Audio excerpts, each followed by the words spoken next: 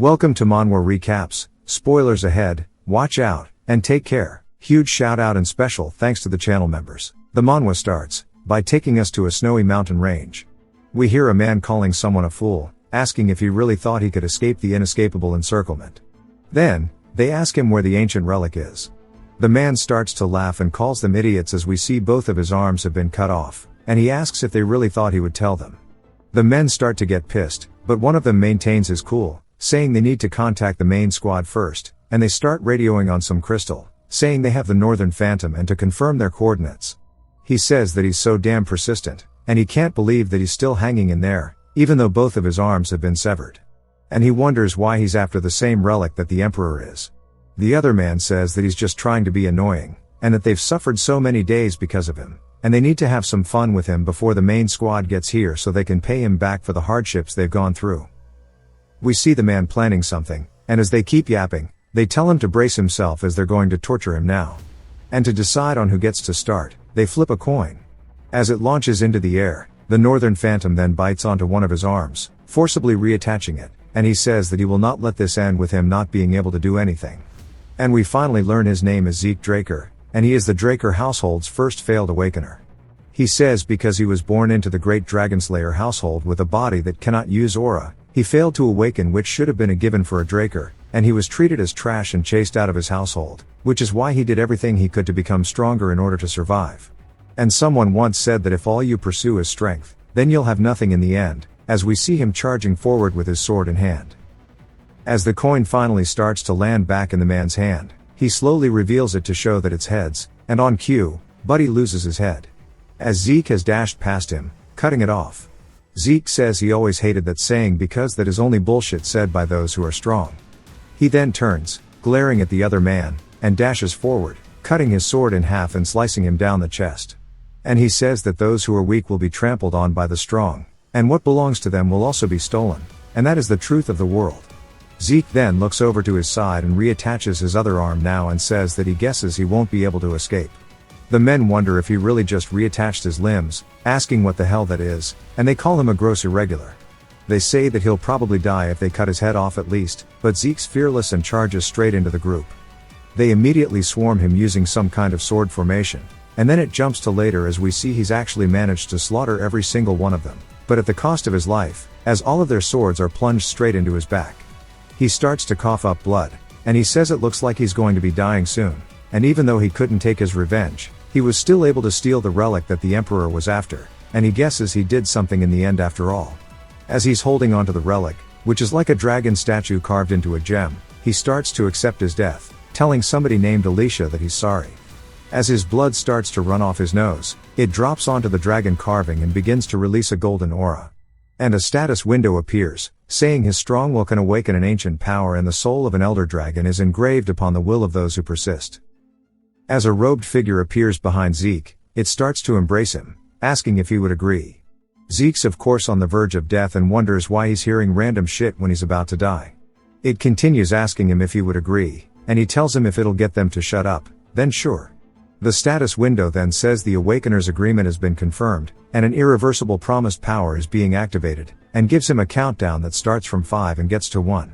And as it does so, we then hear a younger Zeke saying that was what happened, but after he regained consciousness, this is what he currently looks like, and he's touching a mirror saying he can't believe he went back to the past, and that it's so hard to believe as he can still feel the sensation of the swords being stuck into his body so vividly. And he thought this place was familiar, and that's because it's the Cradle, which is the training institution of the Draker household.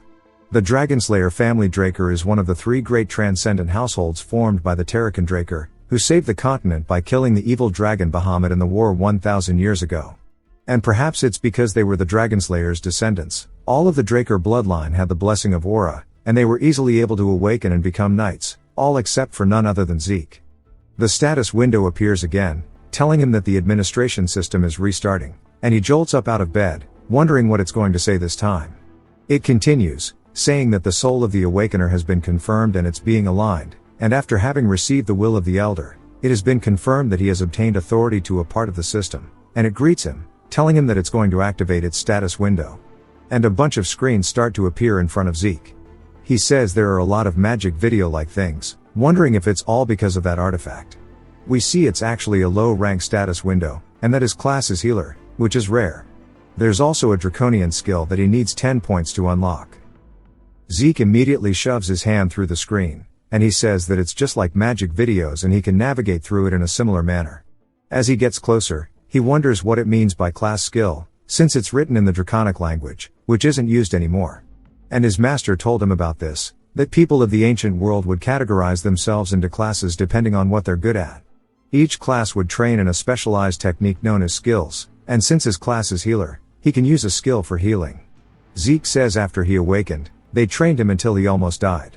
In any case, according to his status window, it means that he's already a healer, and he decides to test it out as we start to see a bright light form in his hand. He says the moment he became a healer in his past life was when he was in his 20s, right after the ether hall was unlocked. He then closes his eyes and starts to concentrate as a purple mist envelops him. We see him deep in concentration, and then he opens his eyes saying that he knew it and that his ether hall is already unlocked. With this, he now understands even though his trained body no longer exists, he's returned to the past with all of his skills and memories. And compared to who he was before his regression, he's in a much more advantageous position, and in order for him to make use of this, he needs to find out what he has at his disposal. Someone then knocks on the door, asking if they can enter, which startles Zeke, and the voice continues, saying it's useless to act like he's not there. And he starts to wonder how he can even turn the screen off, and he hasn't read it yet. The man then says he's entering, and Zeke yells to wait, but the man does not, and enters, saying that he can't believe he's not prepared yet, asking what he's thinking. And we are introduced to Zeke's exclusive servant named Decker. Zeke asks prepared for what, and he realizes that Decker can't see the status window, saying that's a relief. Decker then starts to send out an ominous aura, asking if he's seriously asking where they are about to go. And Zeke says come to think of it, he was really scared of Decker when he was younger, and while he has the mind of a 32-year-old, he guesses he can't help but feel the fear that's engraved into his body. The status window then says he's activating a class skill called Composed Mind, and his thoughts are immediately cleared, and he says that his nervousness is now gone. The skill does exactly what it sounds like, and it pretty much just refreshes his mental. Some of you need this after some bad ranked games. Zeke says it's convenient that it activates automatically, and Decker says he already told him repeatedly that this is a very important event, asking him if he's even listening. Zeke says of course, as we start to get a flashback of blood on the floor as it's none other than Zeke's. He says that he's talking about the evaluation test called the Pancration. Zeke explains that all Drakers go through a training system called the Cradle, starting when they are 7 years old, and for 5 years, they go through strict basic training. The instructors evaluate the incoming students each year through competitions of swordsmanship, as well as combat of Pancration without rules. The opponents are chosen by the instructor, but there are occasions when the students choose whom they fight, given that they both consent. As there are no rules, there are people who come out of the fights with injuries, or even worse, those who don't make it out at all. But, because this competition is what chooses the class the students are placed into within the academy, the children had no choice but to fight with all they had. We hear their instructor telling them that, as they know, today is the day of the Pancration, and he assumes they're all aware that this is the last part of their evaluation. They all shout, "Yes, sir," and he says they all seem to be in high spirits. We are introduced to the head instructor named Panmark. He says, since they seem ready, they're gonna start right away. And again, the students shout, "Yes, sir." Except, some of them are side-eyeing Zeke, saying that he's here again, even though last year he went through such a bad humiliation, and if they were him, they would have run away. They wonder how he's part of the direct bloodline. The entire time, Zeke can just hear all of them. Panmark calls up 2 students named Aaron and Goder to come up, and then we see them squaring off with one another. While he raises his hand to the air, he waves it down, telling them to begin. One of the students takes the initiative, charging in before, throwing a punch towards the other, who is smirking as he immediately counters with a kick to the chin. Zeke yawns, saying that the fight is already over, and that's what happens when you don't get into the proper defense position. Aaron wins the fight, and Zeke says that he thinks he used to be definitely afraid of this when he was a kid, but these guys are nothing. A student on the other side of the bleacher spots Zeke yawning. He starts to laugh while cracking his knuckles. It's finally Zeke's turn as Panmark asks him and his opponent, Leon, if they are ready. This was the guy eyeballing him. Zeke says that his opponent just had to be Leon, and Leon says that he can't believe he's back here again, and he guesses he didn't get enough of his attention last year. Zeke says he doesn't really care, and he starts to recall the last Pancration when we saw him bleeding, which was none other than because Leon bodied him. Zeke says that he's been his opponent every year, and he's sure he's pulled strings behind the scenes, and he never complained because their household believes that he'd have to overcome dirty tricks in order to become a true Dragonslayer. And he wonders why someone so trashy had to be his cousin. He says in his past life, the 4 siblings of the direct bloodline never had the chance to meet, and there were more than a dozen cousins who were more than willing to bully him. Leon says that he has to give it to him, and it's really brave of him to come out here after what happened last time, or maybe he just didn't learn his lesson because he's so stupid. Zeke's composed mind skill activates, and he says it's been a while since he had to listen to such childish insults, and tells him that he's not going to be nice if he calls him that again. Leon asks what he's going to do, putting his hand on his head, calling him an inferior piece of shit. Immediately, Leon is sent flying from none other than Zeke's punch as he activated a skill called Critical Strike. And it gives him the warning that if he doesn't land the hit, then he can be countered. Leon starts screaming about his face while holding onto it, while Zeke looks down at his hand, saying that he only meant to knock him out, but the skill got activated when he punched like usual, as we see his ether hull enveloping his hand. Panmark immediately asks him what he's doing, saying that he attacked before he announced the start. Zeke sighs, asking who's going to wait for that on the battlefield, and the ones to hit first have the advantage, while smiling menacingly. Panmark immediately gets cold sweats, wondering what kind of bloodlust that is. Leon tells him that he's fine. But Panmark doesn't really know if that's the case, because when he looks down, Leon's pooling blood onto the floor. He tells him to continue with the fight, as he's going to make sure that Trash knows his place. And we see him bleeding out of the nose. What a crybaby. Zeke says that he thinks he's the one that's too stupid to learn his lesson, and Panmark tells him to get ready, and then waves his hand, telling him to begin. Leon starts to dash in.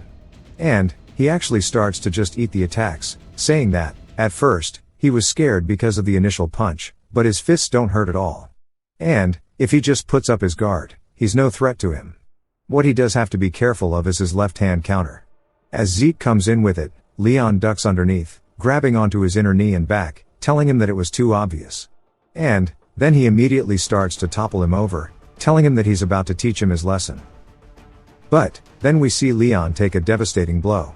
While Panmark wonders what he just witnessed, as he's seeing Leon shaking hella bad, he looks at Zeke on the floor, speechless, saying that there's no way.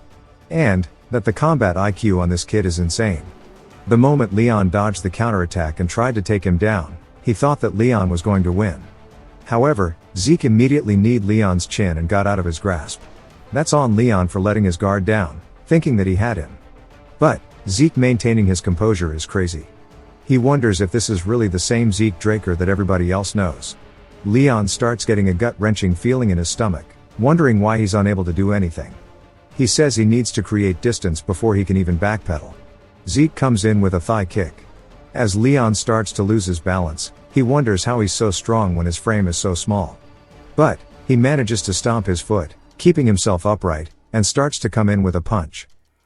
Meanwhile, Zeke's just happy he was able to control his strength that time, and another skill activates called Heightened Senses, which does exactly what it sounds like.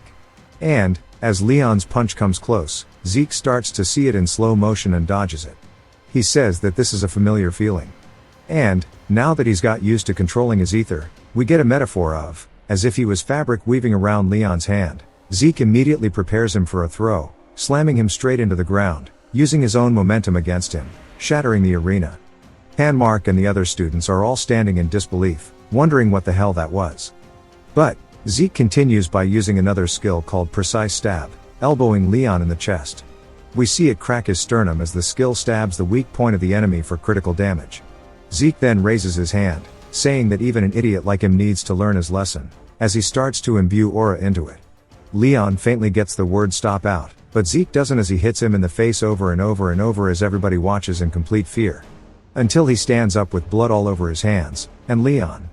He tells them that this is the consequence of fucking around and finding out. Then he says his head feels a lot better now that he's sweated a bit, and he can recognize some of the people here. He tells them to stop just staring, and to come down here if they have something to say to him. One of the students starts to laugh while standing up, saying he chooses Zeke as his opponent because he's got something to say. Zeke recognizes him as Jaqen Verdek, another one of his cousins. Zeke tells him that's fine, but he alone is too boring, and he calls out to Jaqen's servant named Liam Stone, telling him to join him as well, as he thinks that'll make it a fair fight. Jackin asks if he just insulted him, and Leon's eyes start to sparkle up, and he says, "Of course, dumbass." Jackin starts to get pissed at the insult, and we see him and Liam on the stage as Panmark orders Zeke not to do anything before he gives the go. But Zeke's smiling, saying it's interesting to see him again, and in the future Liam is actually called the Mercenary King. Even in his past life as Jackin's servant, he joined the cradle in the academy, but because he was a distant relative, he was left behind in education, and he begged to join the higher education of the Valhalla Academy, but eventually ended up joining the Knight Order of a small nation called Buraninon. But once Buraninon fell, he ended up becoming a mercenary, but in chaotic times people flocked to the strong. With his long tenure as a mercenary, he became a Red Knight and started his own Stone Mercenaries. He united the 3 largest mercenary groups and was soon called the Mercenary King. As the Empire hired the Stone Mercenaries, Liam entered the Continental Wars, and Zeke along with the Northerners faced Liam as a foe, though it's going to be much different this time. As soon as Panmark says start, Jackin tries a surprise attack, which seems very powerful, but he's surprised as Zeke says he told him a minute ago to come at him together as he's caught his fist. Jackin asks if he really thinks he'll just play along with his cheap tricks. With an overhead kick, he immediately feels pain in his legs and creates a little bit of distance. We see Zeke block through his elbow and he says he should have looked properly before kicking. Jackin can't help but look down at his leg, and Zeke runs forward saying he can't believe he's looking away again in a fight. He then imbues his fist with aura and Jackin puts his hands up to block it. Zeke mocks him saying he seems a little too scared as he then goes for a low kick where he injured him earlier saying he couldn't even predict that feint. This is why he told him to come together and immediately after he kicks, he returns to the outside hitting Jackin with a punch, which causes him to spit up blood. As he starts to fall over, Zeke tells him he's not enough. Jackin then calls out for Liam, telling him to kill this asshole. We see him across the arena while Jackin squirms on the floor. Liam then starts to take his hands out of his pockets and Zeke asks how the hell this is a 12-year-old when he's built like that. The most annoying thing about this fight is going to be his reach. He won't be able to do anything if he lets him attack first. As Liam stretches his hand backwards, Zeke immediately charges in. Using his aura to help speed himself up, he starts throwing jabs out saying he needs to take the lead. We see them moving all over the arena as he's using a skill called Slash, which launches a barrage of attacks at the enemy, interfering with their sight. The other students are still in disbelief at Zeke's performance, saying this is insane. Even Panmark is surprised, saying it's only a given that they'd act like this, as they've never seen anything like it before. Northern fist fighting technique in the Midlands where swords dominated. He wonders how Zeke knows it. Meanwhile Zeke's having throbbing pains all over his body and he says he can't believe how trash of a shape his body is in, and he's getting winded just from this.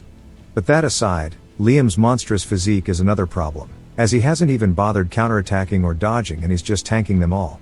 But he remembers him being much more aggressive when he was the Mercenary King. Zeke's hands start to bleed and he says his body is reaching his limits.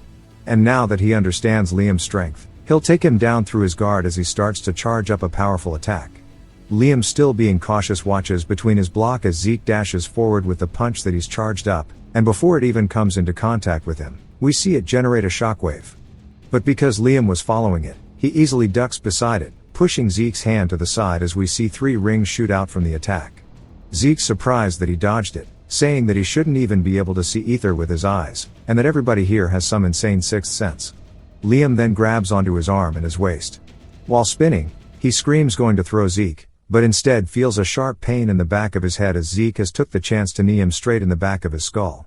He then grabs onto Liam's arm and while his heightened senses are activated, Zeke starts to come in slow motion with a flying armbar into a transition towards some kind of triangle choke, but due to the size difference, Liam is still standing. Liam starts to cough and Zeke says no matter how strong he is, he can't do much without oxygen in his brain. Zeke immediately feels a sharp pain as he starts to spit up blood as Liam is ripping into the side of him with blow after blow. Zeke says if he wants to struggle, he's more than down to do it, as we see both of their eyes are full of determination. Zeke tightens the grip on Liam's throat while Liam continuously wails on him over and over and we see both of them not wanting to give up and submit to the other one. Some of the students are afraid of the fight while one of them seems to enjoy it and Panmark is also too entranced to turn away. Eventually Liam's hands go limp as he lets go of Zeke.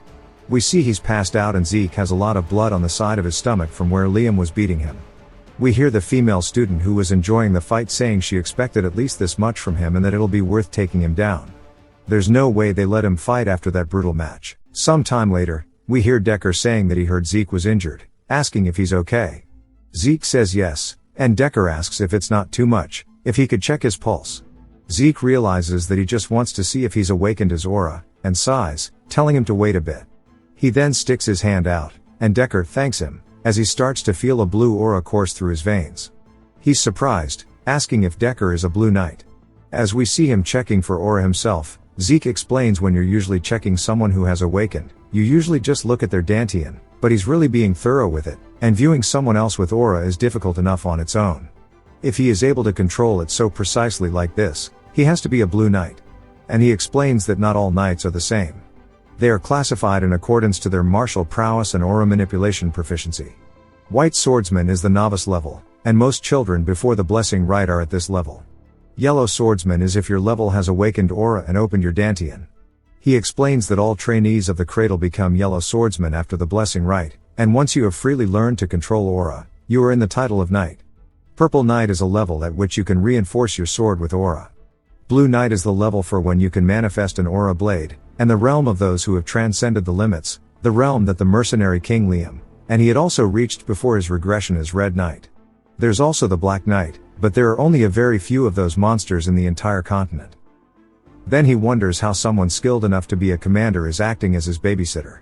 But he says it doesn't matter, because he won't be able to detect his ether, as that's something only 2 people in the entire world can use. Deckard then lets go of him, asking if perhaps he is hiding something from him, and Zeke asks if he's hiding something from him, since he's suspicious. Deckard didn't expect the Uno reverse, and Zeke just tells him that he's joking. Deckard goes all out, asking why he changed so suddenly. Zeke says that his question is wrong, and he should be asking why he has only changed now, and that many more things will change from now on, as they're just going into their natural places, so all he has to do is follow him. Deckard bows, saying that he understands, and tells him that he has repaired the training room he asked for earlier. Zeke says that he likes that he's fast, and waves him off, saying that he should take the time to rest. Zeke thinks that if he was ordered to keep an eye on him, he better keep him close, so that he can get information out of him instead. The problem then would be who ordered him to keep an eye on him, and he doesn't assume it's someone from his mother's side, so it must be one of his siblings. He finally makes it to the training room, and he looks around, saying that the household really lives up to its name, as it's pretty big. And he decides to check the system. As he opens it, something catches his eye, as his slash is now proficient, wondering if it wound up because he used it. He says the skill was naturally activated based on his actions, wondering if that means he had it before then, and if he learned something new, will it also be added as a skill? Then he wonders what the difference between a skill and a class skill is, since they get activated very similarly. And the draconian skill seems suspicious, as he doesn't know what it means by points. He decides to click on the karma points, and it explains that you can earn them by killing monsters. He says there are a bunch of those in dungeons, but he needs to at least be a purple knight to get in there. Plus, he is more curious as to why he regressed to the past, and what this system is. The skill and class thing tell him that it's related to that ancient relic, but he has too little information to go on. Then he decides that thinking about it too much is not going to help, as he struggles to pick up a sword. He says he'll use it as long as it lets him get stronger. He doesn't care if it's the system he's abusing, or if he's abusing another Draker. He says there are 2 known powers in the world, the aura of the knights and the mana of the mages.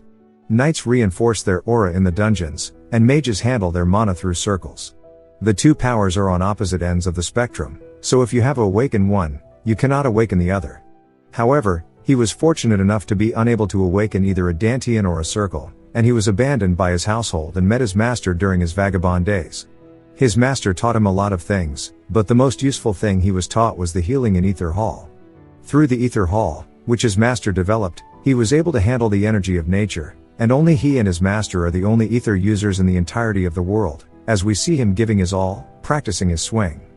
After a couple hours, his hands are now bleeding, and he says that he feels like he's about to collapse, and that it should be okay to stop here. But then his class skill healing activates, and another one called Vigor Recovery, as his entire body starts to repair itself from the training he just did.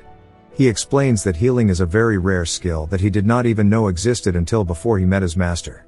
If he were to use it in front of other people, they would treat him as an irregular, which is why he was unable to use it during his fight against Liam.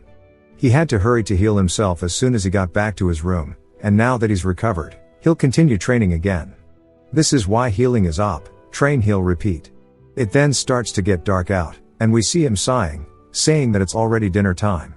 He wonders what he's meant to say to Decker, as he has left marks all over the training area, and then jumps to a whole week later at the Cradle cafeteria. Some of the people are gossiping about Zeke and how he's changed so much, and they suggest that he might have learned black magic, while other students are saying they hope he keeps humbling the people at the top. Inside of a different room in the cafeteria, we see a whole noble feast laid out, as somebody is going to town on the food, and they're getting to eat steak while the rest were eating much less luxurious meals. It was his cousin who was staring at him in his fight with Liam, Reyna Turin. We see there's actually even more people there, and one of the students says that they might not have an appetite, but they better eat up, as he needs the energy for the swordsmanship duel. This kid's name is Owen, and we see he's talking to none other than Leon, who asks if he's trying to piss him off. Owen says that he was just being nice, but he guesses his inferiority complex is just that bad. Leon stands up pissed, smacking the table, causing Reyna to drop her steak, and then she glares at him for interrupting her meal.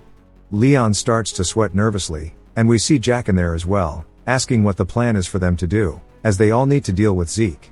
Owen says the fight was savage, but also impressive, however he'll be pathetic when it comes to swordsmanship, asking what he can do when he is barely even able to hold up his sword. Leon starts kiss-assing, saying that he had to get a custom sword because the other ones were too heavy, and it doesn't make sense that he'd lose to somebody so inferior, and he's sure they saw it too, that he only won because it was luck. Reyna seems annoyed that he's saying it was a fluke, and Leon can't even lift his head up to look at her. She tells him that if he really believes that, then he has no right to be a knight of the Draker household as she walks away from the table. Zeke explains that a sword duel, unlike a pancration, uses real swords, and it is the cause of most incidents within the Cradle. It is also where the difference between the cadet skills is most glaringly shown. And, a month after the current final exams, the Blessing Rite will commence, the event where the Drakers awaken their aura. Panmark then tells Zeke to step up as we see Zeke carrying the sword on his shoulder. Everybody laughs, asking what's with that comically sized sword, asking if he's trying to pretend to be stronger than he is. We then hear Reyna call out to him, and when he looks up, we see her walking up the other side of the platform. And, they meet up in the middle. She says that she specifically chose him as her opponent. He tells her that that was a good choice, and he's more than happy to accept her challenge. She says that he's lifting his claymore so easily, and now that she's facing him, she can tell that this isn't the Zeke she knew, the one who could barely hold a sword. She wonders if it's because he grew larger, saying his aura seems intimidating, but she immediately tells herself to snap out of it, as she can't have that happen before the duel begins. As she challenged him full of confidence, Zeke says just like how he's always done, he'll try his best, but a duel against the Lightning Knight is quite nerve-wracking. He explains that Reyna, also known as the Lightning Knight, was one of the knights who made a name for herself during the Continental Wars. She was also noted to be one of the greatest of the next generation of Drakers. She was the one who awakened her aura even before she went through the Blessing Rite, and she must have awakened it a few years ago. But, she hasn't used it yet in Cradle, saying she wants to improve her fundamentals. Panmark then tells them to get ready as he waves his hand down, signaling the start of the duel. Reyna immediately comes in with a thrust. But, because it gets parried, she quickly goes to the outside of Zeke, charging back in now that she's got the upper hand. She thrusts forward again. This time Zeke can't parry it and instead has to block it with his sword, which sends him flying across the arena. He manages to halt his momentum by leaning forward, but still, now there's quite a distance between them, and he realizes that she is better than he expected. But, it's still not enough. Reyna comes in, and everybody starts yelling, saying she has to stop toying with him. Jaqen asks if that dude is an idiot, asking if he really thinks Reyna is toying with him. Now that Zeke understands her style, we see him deflecting her sword again. Reyna says while narrow, she can sense gaps. However, no matter how quickly she moves, Zeke's sword meets hers as if he's applauding her for the attempt. Right after, another gap opens, and it's almost as if he is training her in the middle of their duel, trying to teach her how to optimize her swordsmanship. They clash again, creating sparks, and this time Reyna decides to distance herself from him as we see she's gassed out.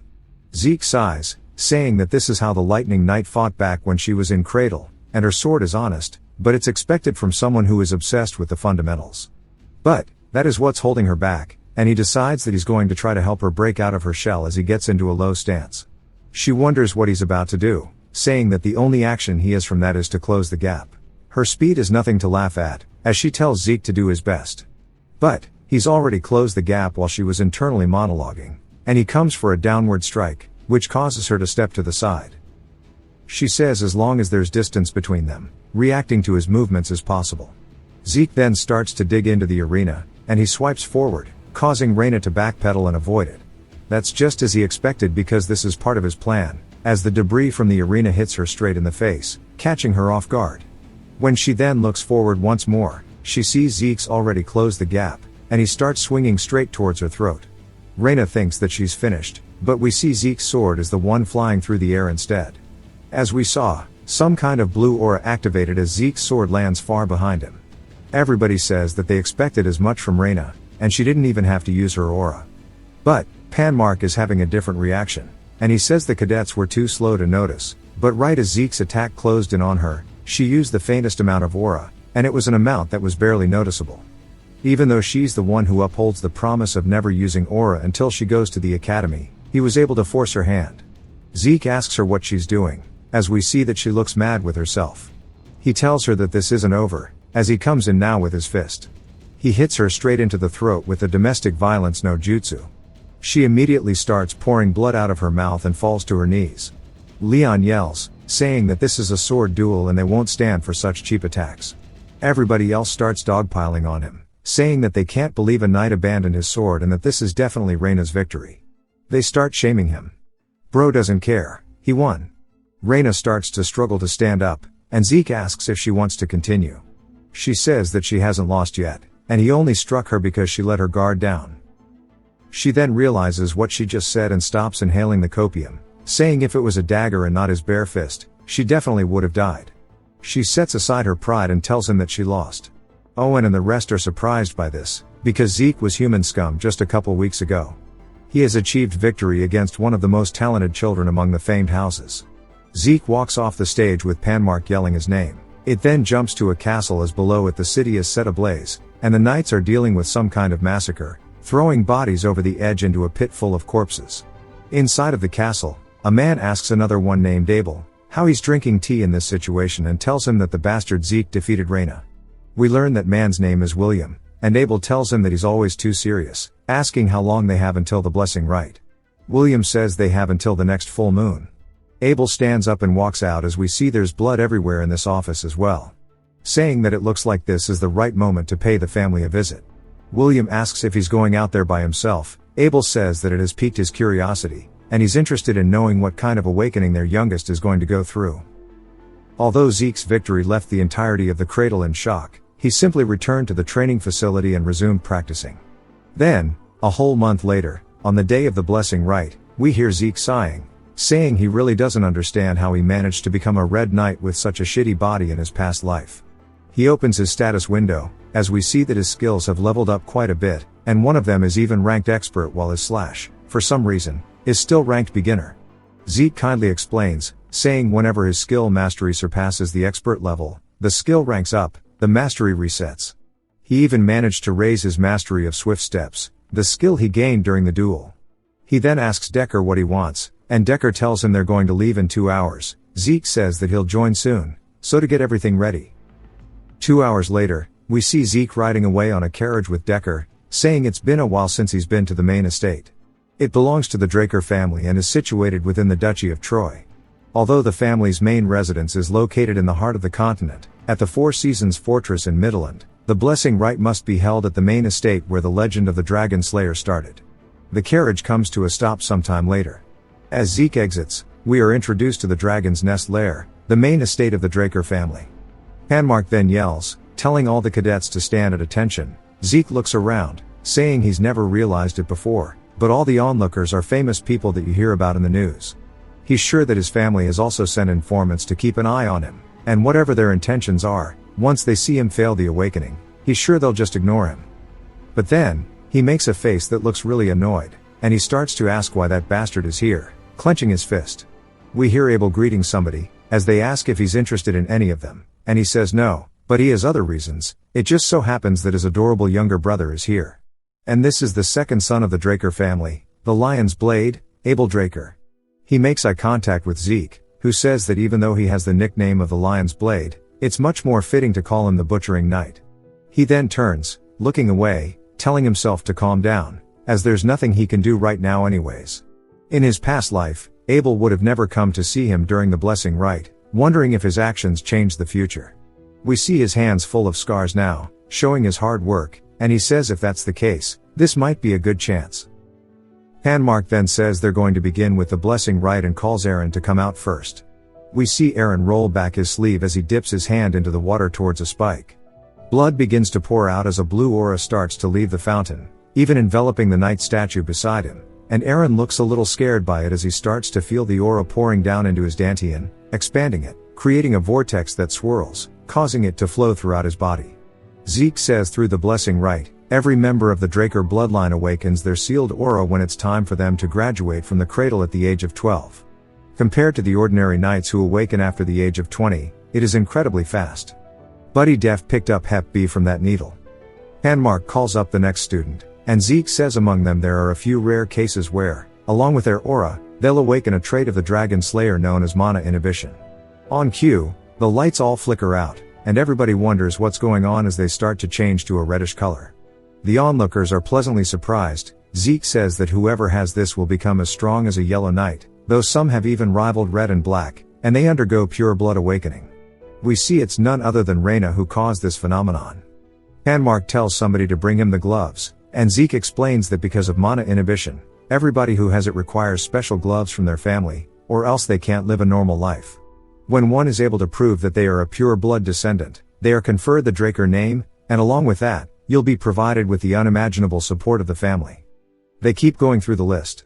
Finally, the spectators say that it looks like they have the main dish now, and they wonder what kind of awakening he'll go through, saying it's going to be another pure blood awakening since he beat Reyna.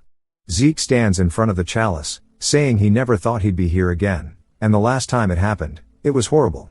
Although the blessing rite was the only thing that pushed him to get through the cradle, he was unable to awaken and felt the mocking gaze of everybody around. But this time is different. Not only can he heal, but he can manipulate ether. On top of that, he didn't give up and surrender but stood up for himself with his own will. That's why he tells the chalice to take care of him this time, as he shoves his hand into the water, causing blood to spill out. The statue then begins to move a little bit, and Zeke looks surprised, but immediately its actions halt. Everybody wonders what happens, saying this has never occurred before. Even Abel's watching, but we see Zeke is pissed, but he says he knew it, nothing would have changed, it's all thanks to Abel that he became too confident. Everybody starts gossiping, asking if it's possible that he failed his awakening. It looks like the blood of the family head wasn't enough for the cursed blood. They wonder how he beat Reyna, saying it must have been a trick. And Zeke says that these people never change, but it doesn't matter, there are plenty of ways to get stronger other than awakenings. The status window then apologizes to him, saying due to an error processing, a message got delayed. He wonders what it means, as it says that it found necessary information has been found missing from the identification terminal and class information has to be updated using the system's authority. Zeke wonders what it means. It tells him that now that the information update is complete, the terminal has identified his talent as healer and has confirmed that his class is now unlocked. Zeke says no way as he turns around. The red lights that we saw from Reyna now appear from the statue, and they say that it's a pure-blooded awakening, but he's starting off as red rather than blue like everybody else. But from Zeke's perspective, we see a yellowish hue as the status window says the terminal has made a connection, and the ancient dragon's blessing has been activated, as there is now a golden aura emanating from the statue's sword. Abel's face doesn't even make a reaction. The status window continues, saying that the talent of the fighter's blood has been awakened, and now they have been combined to create a new class which is unique, called the Immortal. Zeke wonders what the hell this means. They start to wonder what the golden light is, asking if it's even a pure-blooded awakening anymore. But since there was also red, it means that it must be. Zeke says of course they'll have doubts, but it'll work against him if he says something here. The spectators start to say that the mana lamps are fine, so maybe the sword statue is broken. As there was no mana inhibition, it can't be a pure-blooded awakening.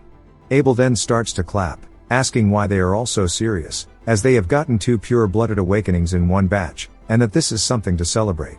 They all look fearful and immediately say that's right, and start clapping along with him, saying that it's such a blessing. Abel shouts, asking Panmark what he's doing, telling him to get a glove for the newest member. Panmark says yes sir, and as soon as they give it to Zeke, he says that they're actually quite heavy. As he walks away, Abel watches him and smiles. Zeke says his intentions are obvious, but taking his help is something he doesn't want to do. Now the whole situation feels like shit. Panmark says that this is now the end of the blessing rite, so they'll have a celebratory party. Everybody here is invited in to enjoy it. Zeke walks off, saying that he's just going to go find the training room. Abel calls out to him, which surprises him. He slowly turns around, saying he didn't expect him to be here, as Abel asks him where he's going before the party even starts. Abel then congratulates him on a pure-blooded awakening, sticking his hand out. Zeke laughs awkwardly, wondering why he wants a handshake, but he can't refuse it, because if he does, then his hostility towards him will be shown. He decides to play along for now. As he sticks his hand out, he gets a flashback of some kind of massacre and stops himself. Abel wonders what this means, as Zeke puts his hand back to his side. Abel, speechless for a second, then says that this is awkward while laughing. Zeke says even if it's for the sake of saving face, he can't shake hands with a scumbag like this. Abel tells him that it can't be helped, and that he'll have to settle for having seen his face, patting his shoulder, telling him he'll see him again. As Abel walks off, Zeke says that he definitely will see him again, and we see that he's really pissed about it. At the party, everybody's talking about the two new purebloods, and that Zeke's golden light was quite shocking, and that this is the first time this has happened. So they all thought it was a failed awakening at first, wondering where Zeke is. Zeke takes off his clothes and sighs, saying that he thought he was going to suffocate in there. That aside, he wonders how he's completely fine in this situation, as all pure blood awakenings have the ability of mana inhibition, which we talked about before. The ability that proves you're in the opposition to the dragons, the source of mana. However, because most machines use mana as their fuel, a pure blood requires the use of the house's gloves. If he was a pure blood, then there should have been problems the moment he took the gloves off. He opens his status window to look at it, as we see his classes in there, and he also has 100 karma points. He says that something has changed, as one of the skills is mana reflection rather than mana inhibition. He decides to sit down and read it properly, as the skill creates a distortion field to nullify nearby mana. He says that this must mean the lamps were okay because it is not a passive skill, and that he was a rare healer before the rite, but now he is a unique immortal. He starts to think about it, saying all the graduates had regular awakenings with blue aura, and as only Reina had a pure-blooded awakening to begin with, and his was red off rip that turned into gold. The system said that it lost critical information by the classification terminal, wondering if it meant the bronze statue. As soon as the system put in the information, the statue which stopped moving immediately started to emit red light. He sighs, saying that this is to give him a headache, as he now realizes what happened. The bronze statue doesn't determine whether you have awakened or not, it determines the user's class. Red for a rare class and gold for a unique.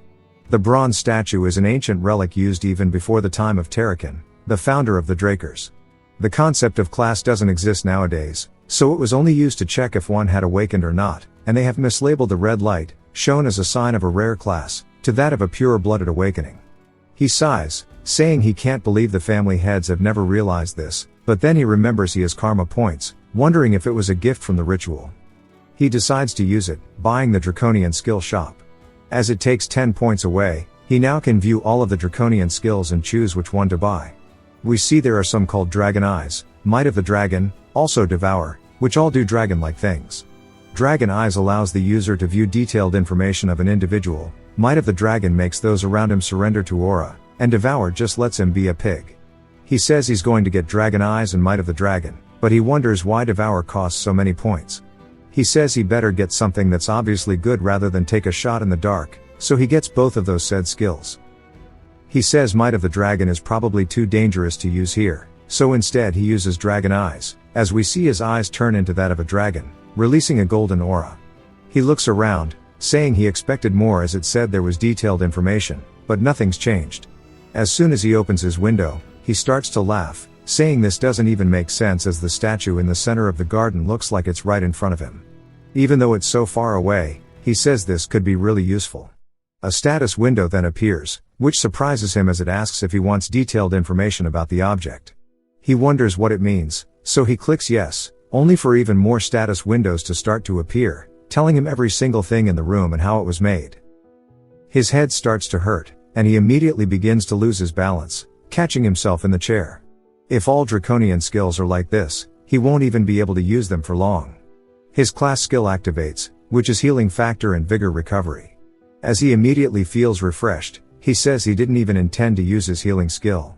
He checks his skills, saying to wait, all of his class skills have been changed into passive abilities, and their levels are increased by 1.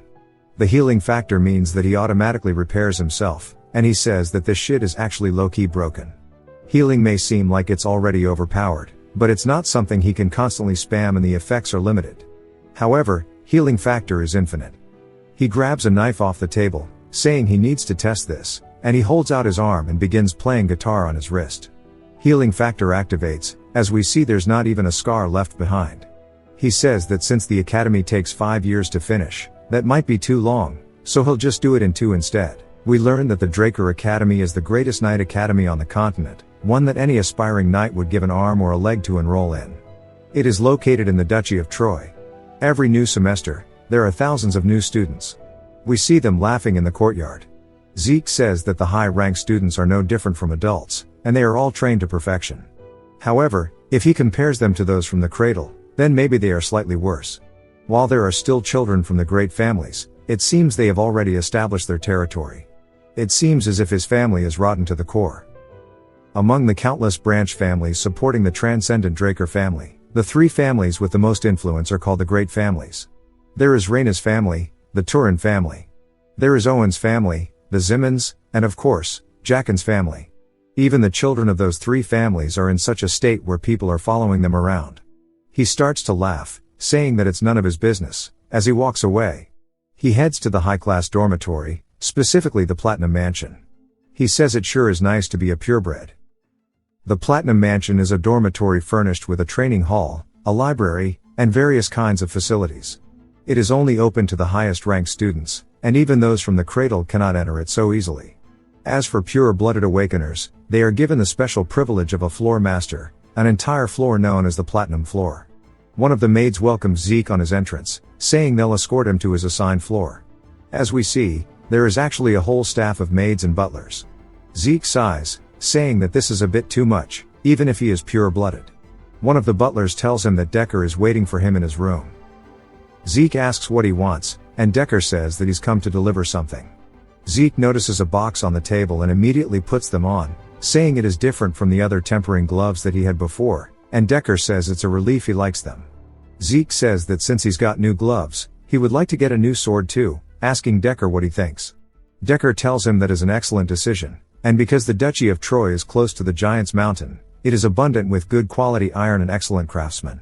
It's to the point where people say that the first weapon of the Academy alumni is always a Trojan. Decker says that he's going to go search for a decent craftsman, but Zeke says that's fine, as he has one in mind, and he'll go in person to set up an appointment, as he hands him a note. Decker reads the name out, which is Galleon Halbert, and he says he's never heard of this, but he'll do as he's ordered. He also reminds him that classes are going to start tomorrow, so he needs to review the documents he laid out for him. Zeke says he's always nagging, but he gets it.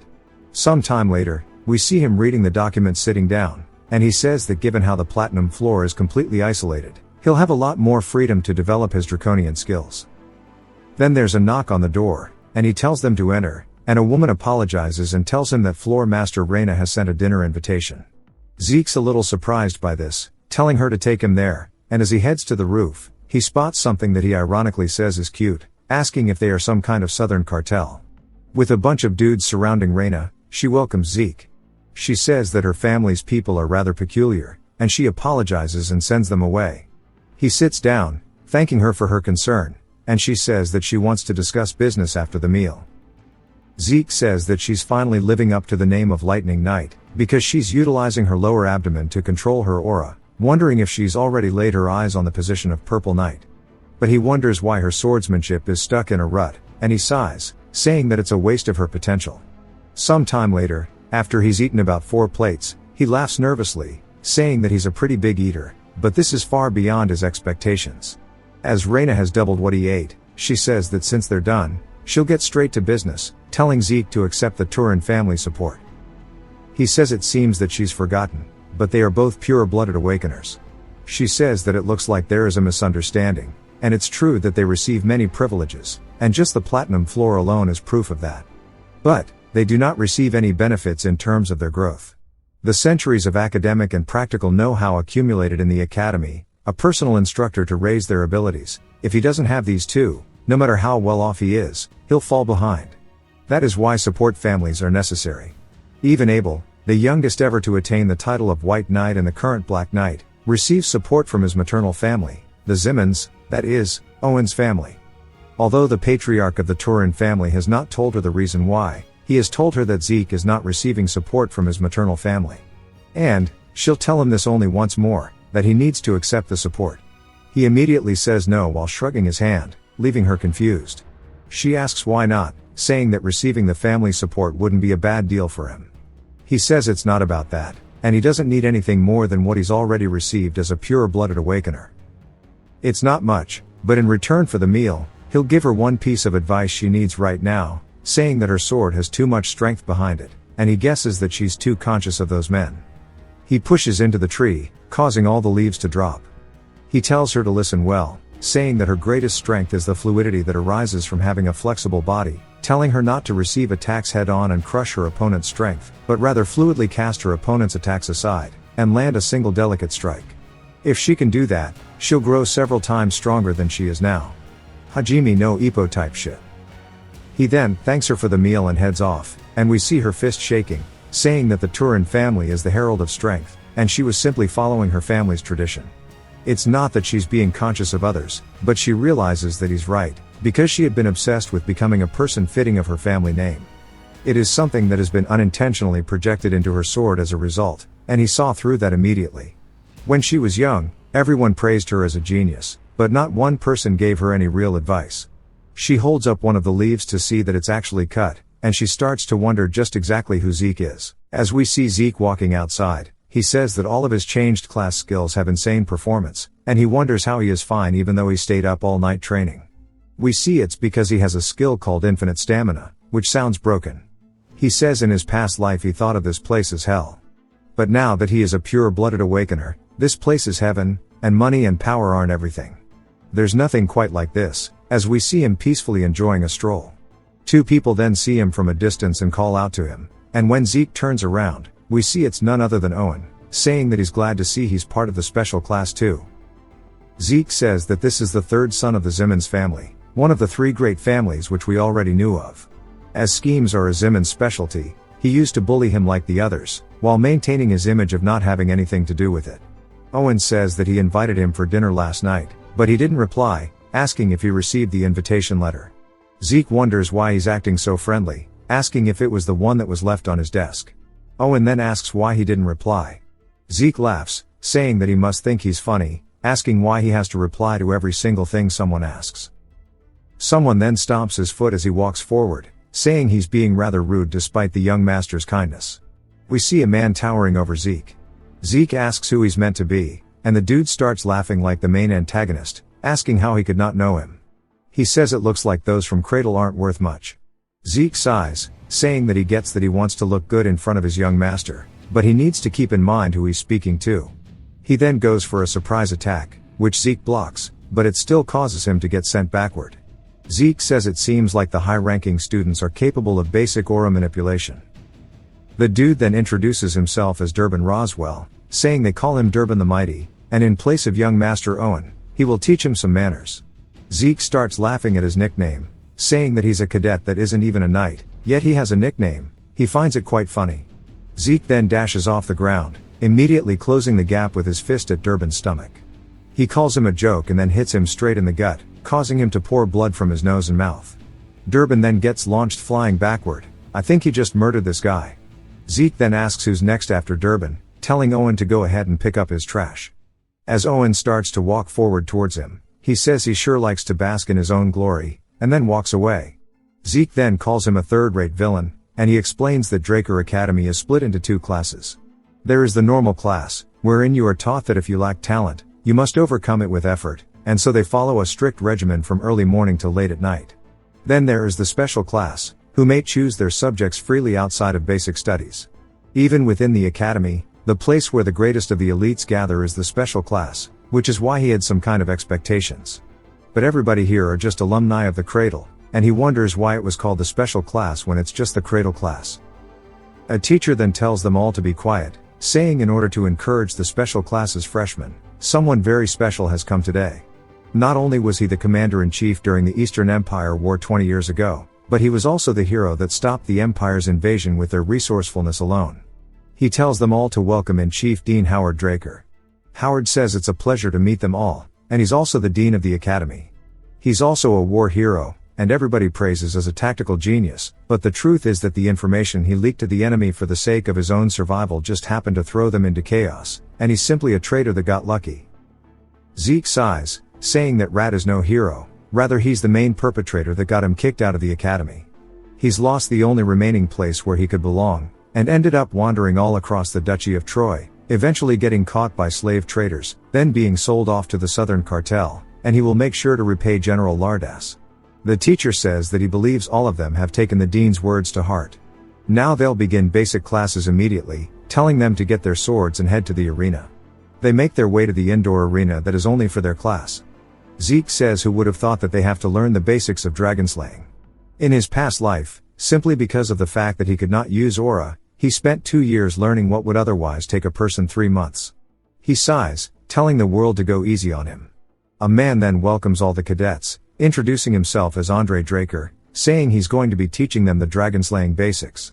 Some of the cadets start asking who he is, saying he's so young yet he's wearing the formal Draker uniform, but Zeke recognizes him, saying that despite not being a pure-blooded awakener, he graduated early from the academy, and then graduated from Valhalla as a valedictorian.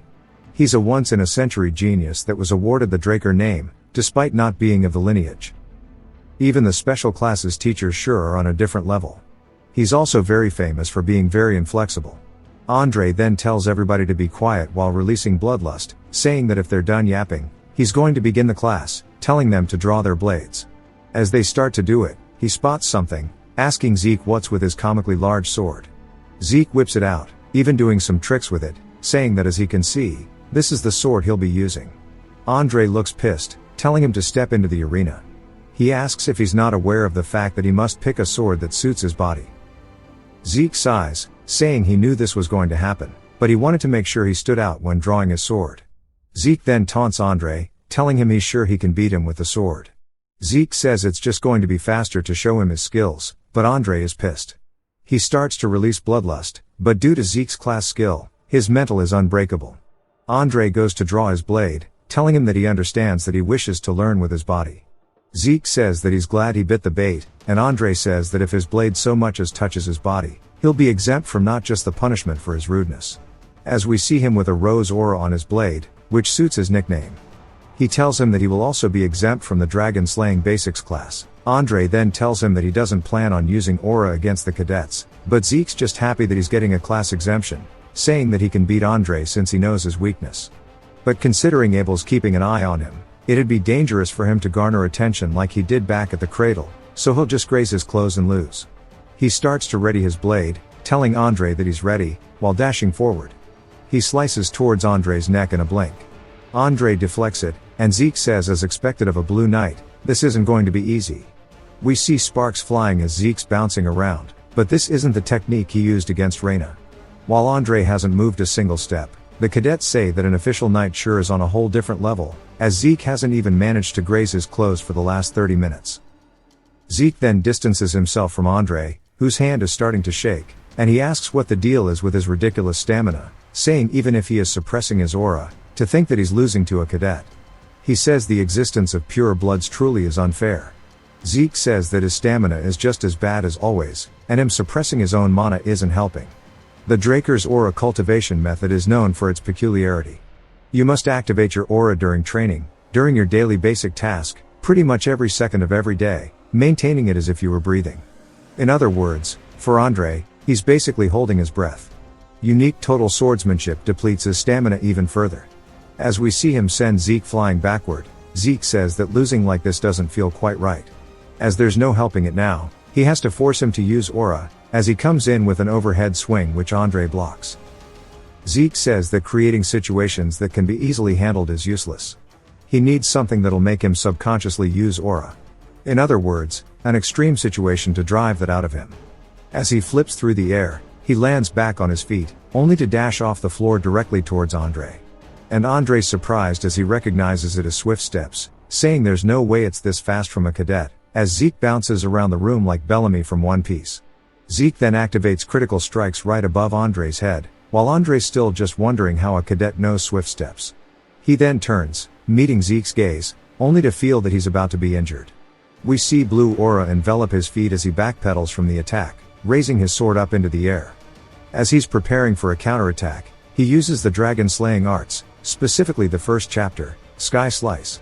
As aura starts to wrap and envelop his blade, he swings down towards Zeke, who smiles while putting his sword up, blocking the attack, which sends him flying away. That attack was clean. Owen and his gang are smiling, while Reina looks worried. Zeke's sword now has a giant dent in it, almost on the verge of breaking, and he says that shit really hurt, as his healing factor starts activating. He then says that now he can collapse as he lets go of his sword. Andre now, realizing what he has done, sheathes his blade and starts to walk away, telling them that this cadet no longer needs to attend class, as he's frustrated at himself for doing this to a cadet. He asks if there's anyone else who wishes to be exempt, but nobody speaks up, and he starts to release even more bloodlust, saying that he'll take that as a no. He tells them to then lift their swords, as they're going to start from the beginning. Zeke then wakes up in the hospital, saying that it was an Oscar-winning performance. While he didn't graze his clothes, he got Andre to use the aura that he said he wouldn't use. Andre got disciplined, and he obtained free time, so it's a win-win. He says that Andre's Sky Slice attack was the most basic move of the dragon-slaying arts.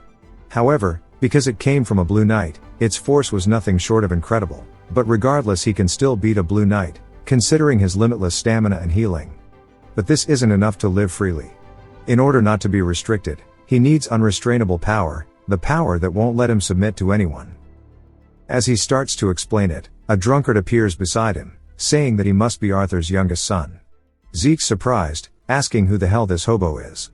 The dude tells Zeke that his eyes aren't the same as Arthur's, but Zeke just wonders who he is, as he couldn't even smell the beer, even though this dude reeks of it. And he's also calling Arthur an arrogant bastard, so he asks him who he is. The man asks him how he did that earlier, and he starts chugging even more beer, and Zeke asks what he's talking about. The dude sets his glass on the table, asking why he's feigning ignorance, saying he was inflicted with an internal wound earlier, asking how it healed instantaneously. Zeke wonders if he caught on to his healing factor, and then his mental block skill activates, and he reminds himself not to fall for it, as there's no way somebody would know of healing at the academy. So he tells the man he doesn't know what he's talking about. The man asks why he's keeping up this charade. Then immediately, the drunkard swings his hand towards Zeke's head, almost cutting it off without a sword. Zeke wonders if he is an assassin. Grabbing onto the bedsheets he throws it forwards, blocking the man's vision, who compliments him saying that this kid's got tricks. Zeke says that his instincts are screaming at him, that if he doesn't kill him, he'll be the one to die instead, as he uses swift steps, precise stab, and critical strike all at the same time. The man doesn't even dodge the attack, but simply grabs onto his blade, making Zeke realize now that he's in some serious trouble. The dude says that his ability to adapt to the situation is impressive, almost as if he was a mercenary. He starts glaring at Zeke, while Zeke wonders why the final boss appeared. The drunkard then moves the bedsheet as Zeke backpedals. He wonders who this guy is and why he called him a mercenary, suggesting maybe he knows something about his last life. The man says that it's funny to see a Draker abandon his sword, and step back, then flicks it back towards him, saying that he thinks that he is more suited to be a mercenary than a knight. Zeke now realizes that's what he meant, saying he's never felt this since his master, and he's sure of it after their brief engagement that there is an overwhelming gap between their abilities so much that if he wanted to, he could easily kill him, meaning that he's at least a red knight.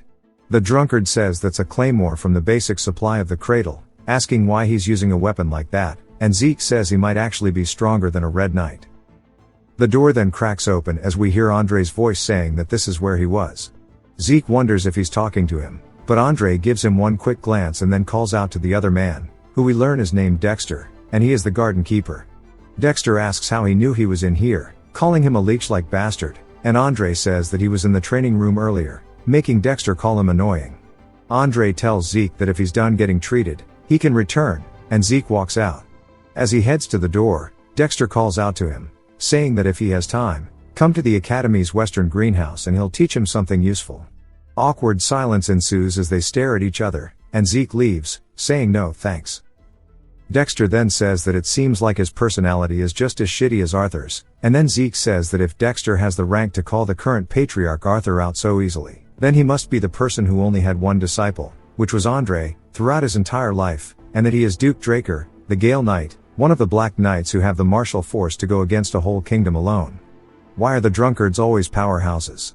Zeke says that he was quite the talk of the town for disappearing one day without a word, but to think he was leading a secluded life at the academy, and perhaps Andre is only here because of him. Some people say that the Duke was a person known for having a very scary tenacity, as there is a rumor that Dexter obtained Black Knight status only because he liked the color black. Dexter is showing a strong interest in him, but receiving light teaching to simply interest him is something that he doesn't want to partake in. If he's going to learn something, it should be at least his secret moves. He wants to make Dexter's interest in him be at its absolute limit. It then jumps to the actual academic side of the school, as the magic theory professor Fanon is asking the students if they know what will happen when he does this on the board. But literally every single person in this dude's class is asleep. Fanon awkwardly laughs and then starts to change it, but Zeke tells him that due to the resistance, you actually take damage. He doesn't understand the mana transfer energy law that Fanon mentioned earlier. Fanon initially is caught off guard, but starts to get hella excited, saying that's his very first time ever getting a question. He starts to explain it all to him, and he and Zeke chat back and forth while the rest take their nap. After the class ends, they wonder why they're learning about magic theory in the first place, and another student makes the same joke I just did, saying that it's nap time.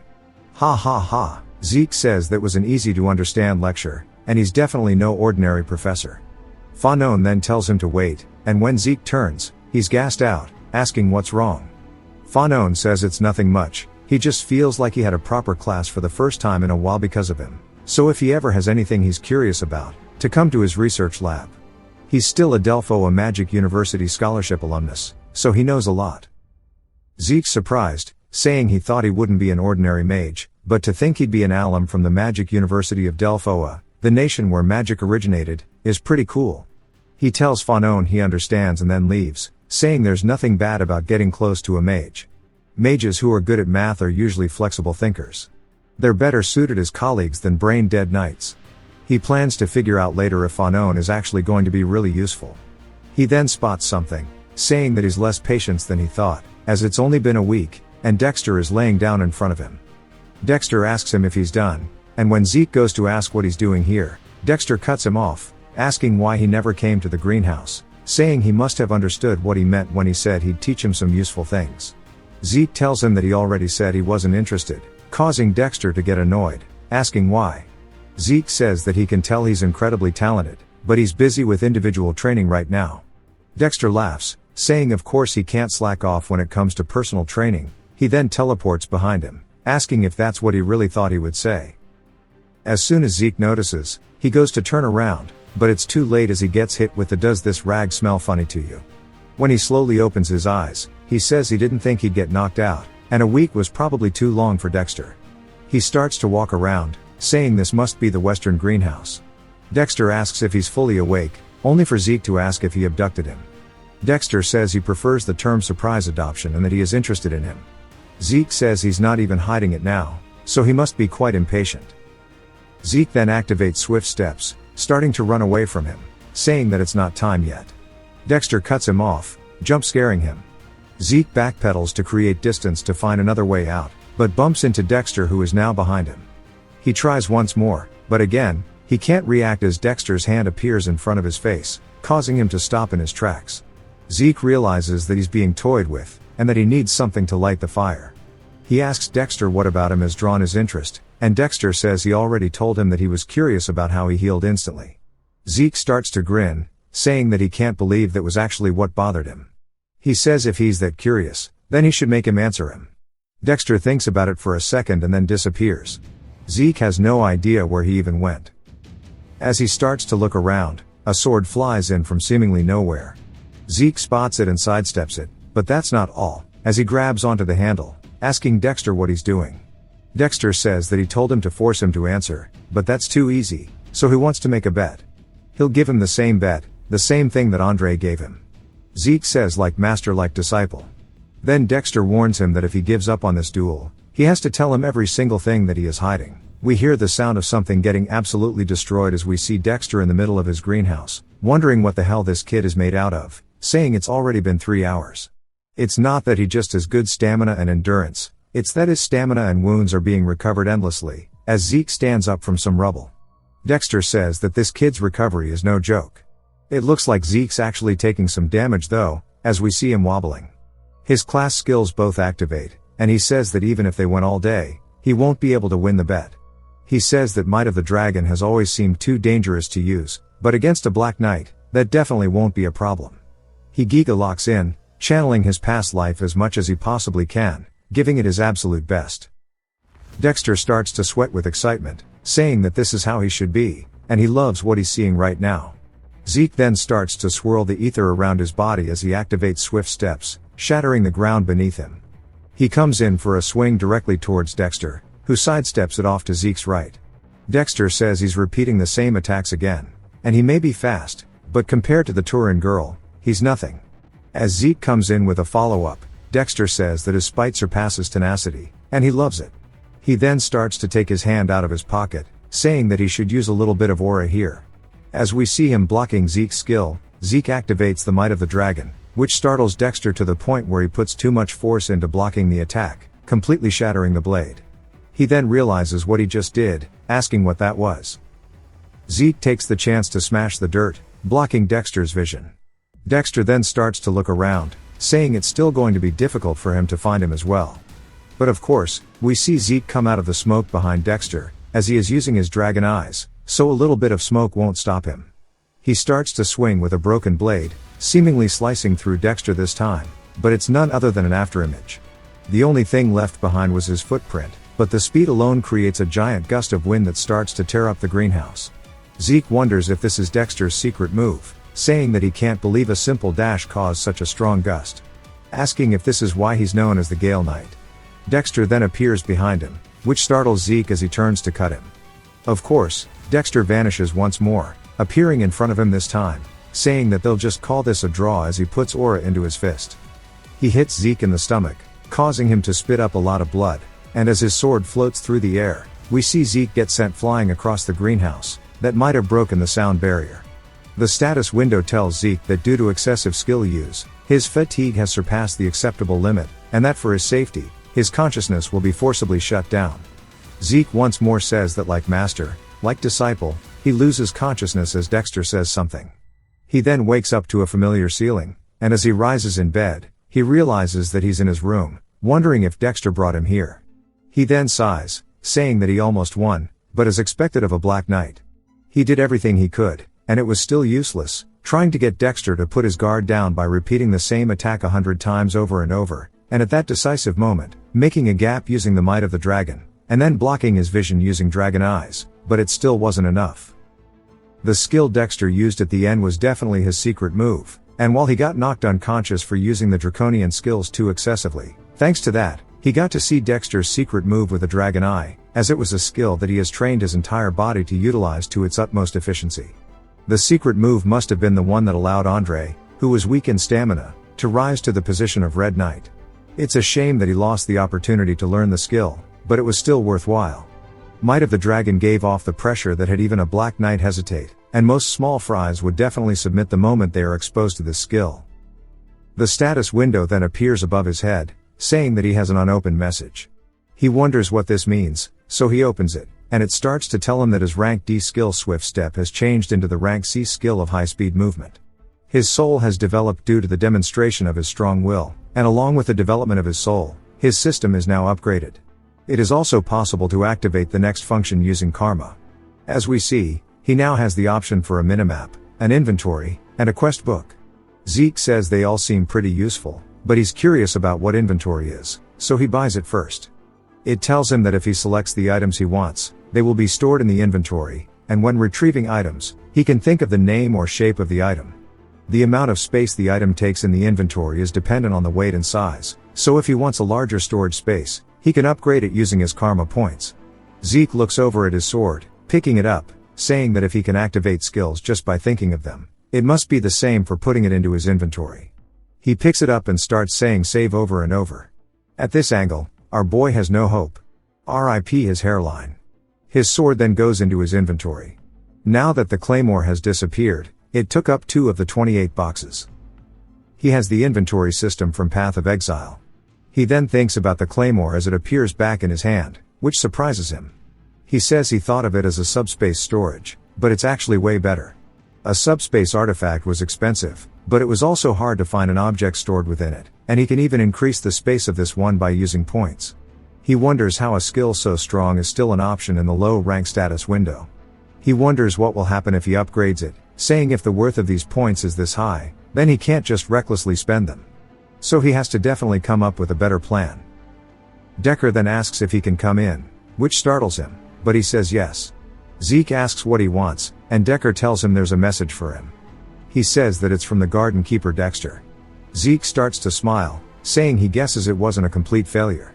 Dexter says that if he wanted to challenge him again to come whenever, saying that he must have meant that it was a draw and they could redo the challenge, which means that the opportunity still remains for him to learn his skill. Decker says that he has one more thing to tell him. He found the blacksmith he mentioned before. Zeke gets excited, asking when the appointment is, but Decker tells him that there is a problem, as Galleon had refused the appointment. Zeke asks why he would do that. Then Decker tells him that Galleon no longer makes weapons, as we see him drinking away his sorrows. Zeke decides to head to Galleon's house, saying that it's been a while, and we see that the workshop's name is actually Pupner's Breath. Zeke says it sure is a grand name for a workshop. He opens the door, asking if anybody is in, only to reveal that the entire place is a mess. He explains that Galleon crafted a weapon called the Sword of Radiance, Graham. It's a masterpiece he forged as a repayment for saving his life. Fitting of the title, Blacksmith of the Soul, it was said he read the souls of the user before making their weapon. He lived up to that name, creating a sword that possessed the ability he needed the most, which allows him to replace ether with aura. He just wonders why Galleon is in this kind of state, as we see him pulling a Dexter, just straight chugging that shit. Galleon is surprised to see a kid, asking him what he's doing here, telling him to get out. Zeke says that he was always a person who had a moody temper, but it was never this bad. What happened before he met him? Zeke picks up a bucket of water on the floor, then throws it straight on Galleon. He then tosses the bucket aside, asking him if he's awake now, saying that he wants to know why his commission was rejected. Galleon then spots the symbol on his gloves and immediately starts bowing by smashing his head into his counter, saying that he's sorry for showing discourtesy. He is not taking commissions at the moment, asking how someone like him is meant to create stuff for others if he can't even make what he wants himself. Zeke says he never would have thought Galleon had a period like this, but now that he thinks about it, he was already the greatest blacksmith on the continent when he met him, and he never told him what happened in his life before that moment. He probably just didn't want to share this embarrassing story, but he can't just wait 10 years for him to come around. As Galleon starts to have an existential crisis, he tells Zeke to forgive him for showing him such a disgraceful sight. Zeke tells him not to worry, as he wishes to see some of his failures. Galleon tells him that they're in the back, as Zeke decides that since there's no helping it, he must guide him to the right path himself. They finally make it out back, and Galleon apologizes to him, saying that he shouldn't have left things so cluttered. Zeke tells him that he really doesn't care, as he finds it charming if anything, as if he's looking at a graveyard of swords. Galleon thanks him, and Zeke starts to walk forward into them. He starts picking up the swords, analyzing them, as Galleon warns him that they're very sharp and to be careful. Zeke starts throwing the swords around, saying that these are not failures at all, and they're similar qualities to the things he forged when he was named the best on the continent. He then activates his dragon eyes, saying it's just as he thought, asking him if there's a problem with his brazier. Galleon asks how he knew that, but Zeke says that he asked a question, saying he utilizes his own style of smelting, which surprises Galleon that he could tell that just from looking at the blade. Zeke says it seems as if he's mixed several materials to create a lighter and exquisite material. He picks up one of the swords and swinging it, shattering it into another one, saying that the result of that is an item of low durability. Galleon's surprised, saying that's accurate. Not only did he recognize his smelting method immediately, he even analyzed the major flaw in its cause. If it's this person, he might be able to help him. Galleon builds the courage, then says it might be a bit random. But he has something to ask of him. They head back inside as Zeke asks what he wants. Galleon tells him to take a look at this first as he lays out a blueprint on the table. While they're staring at it, Zeke says that this is Galleon's secret, which he revealed years later. It's a blueprint of a magic brazier. In his past life, he showed him because he saved his life, and he didn't want to hide anything from his savior. It's a brazier with a temperature that can be freely adjusted through magic. Zeke says that with his smelting method it would work perfectly. Galleon knew that he would recognize it immediately. Then Zeke says that since he has the full blueprints, he's curious why he's not making it.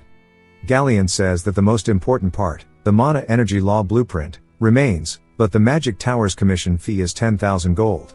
Zeke says that a normal 4-member family's monthly living expense is 10 gold, which must be why it took 10 years for Galleon to become the greatest, so the price is a bit crazy. Galleon then says that's why he has to ask him this, saying he's a Draker and a pure-blooded one at that. So if he were to make the brazier, he will create any commission of his for free without conditions for as long as he lives. It would be possible if he were the family's guardian knight, but it's impossible for him, even as a pure-blooded, to receive the support of 10,000 gold. But it's not like he can give up on the Sword of Radiance. But the real issue is the mana energy laws. Zeke finally remembers Fanon, and laughs as he takes the blueprint, saying that he will accept the trade. And Galleon asks if he's kidding. Zeke says that he'll go ask a favor from a mage he knows, then come back and tell him when he gets the answer, and to stop drinking. Galleon starts absolutely bawling, thanking him, saying that he'll serve him for the rest of his life. As Bro is dripping snot on his shoes, Zeke barks at him to let go, heading back out to the carriage. And finally, he's heading to the research building, wondering why the Mage Tower bastards have that commission fee so high. As the structure itself is really simple. But luckily, Fanon's major was the design of mana energy laws. He then looks around for his research lab, but comes to a stop as he hears the sound of someone being hit in a nearby alley. As there's a group of guys bullying someone, we then get a flashback from his past life, when Zeke was mercilessly beaten. We see him crying while apologizing to Leon for touching him at all. Leon slams his head to the ground, saying as a reward he'll give him the opportunity to clean up the land he dirtied, telling him to lick it. Zeke thanks him, while the rest all laughed. That's a memory that Zeke really hates. He can't believe they're doing this shit already. We see Leon wailing to some kid, saying that Zeke's still just the same bastard. Who cares about the golden light reaction? He can't understand why they're saying he is a pure-blooded awaken that surpassed the others, telling them to stop the bullshit as he slams this kid's head into the ground too. He says the loss against that inferior rat couldn't be helped, since there was that hit through the surprise attack before it began. But how did a bastard who beat him by luck become a pure-blooded awakener? Zeke then appears behind them, calling out to Leon, saying that it seems like he's already found a replacement for him while laughing. His face immediately turns to that of a serious expression, and he releases Aura, telling them he'll give them 3 seconds, so they better plant their heads onto the ground now. Leon is surprised to see him, saying that his arrogance has gone through the roof ever since he got his pure blood awakening, asking if he's sure he really went through one. Zeke tells him to shut up, saying he's not going to repeat himself and to drop down or else. As he's releasing a menacing aura, Leon starts to get afraid, wondering what's the deal with this pressure. He was crawling between his legs, yet he's the one who's scared now. He starts to set aside his fear with anger, asking how dare he tell him what to do, calling him an inferior bastard, and telling his men to all go attack him. As they start leaping towards Zeke, he sighs, telling them not to blame him for this as they started it. He dodges the first punch to the side, returning with a counter. The dude's surprised because he doesn't even have a chance to react, as he gets hit straight in the face, causing him to fall down. The other 2 men notice this might be a little bad as they're coming in. Zeke steps forward, uppercutting one dude, while the other guy completely misses his punch. Zeke takes the chance to grab onto his arm, using his own momentum against him, throwing him towards another one. He then dashes forward, kneeing one of the men in the face, while the other 2 just now hit the ground. To make sure they don't get back up, he dives straight down, hitting them in the stomach while dodging an attack, then counters with an upward kick to the chin. Just bodied this dude's whole crew. Leon sits there in complete fear, saying there's no way, asking if this is really the same Zeke that he knows. Zeke tells him that there's no need to be scared, and he's sure he already knows that it only hurts for a moment. Leon draws his blade out of complete fear, and we see his hands shaking, telling him to stay away, and that he'll cut him if he gets close.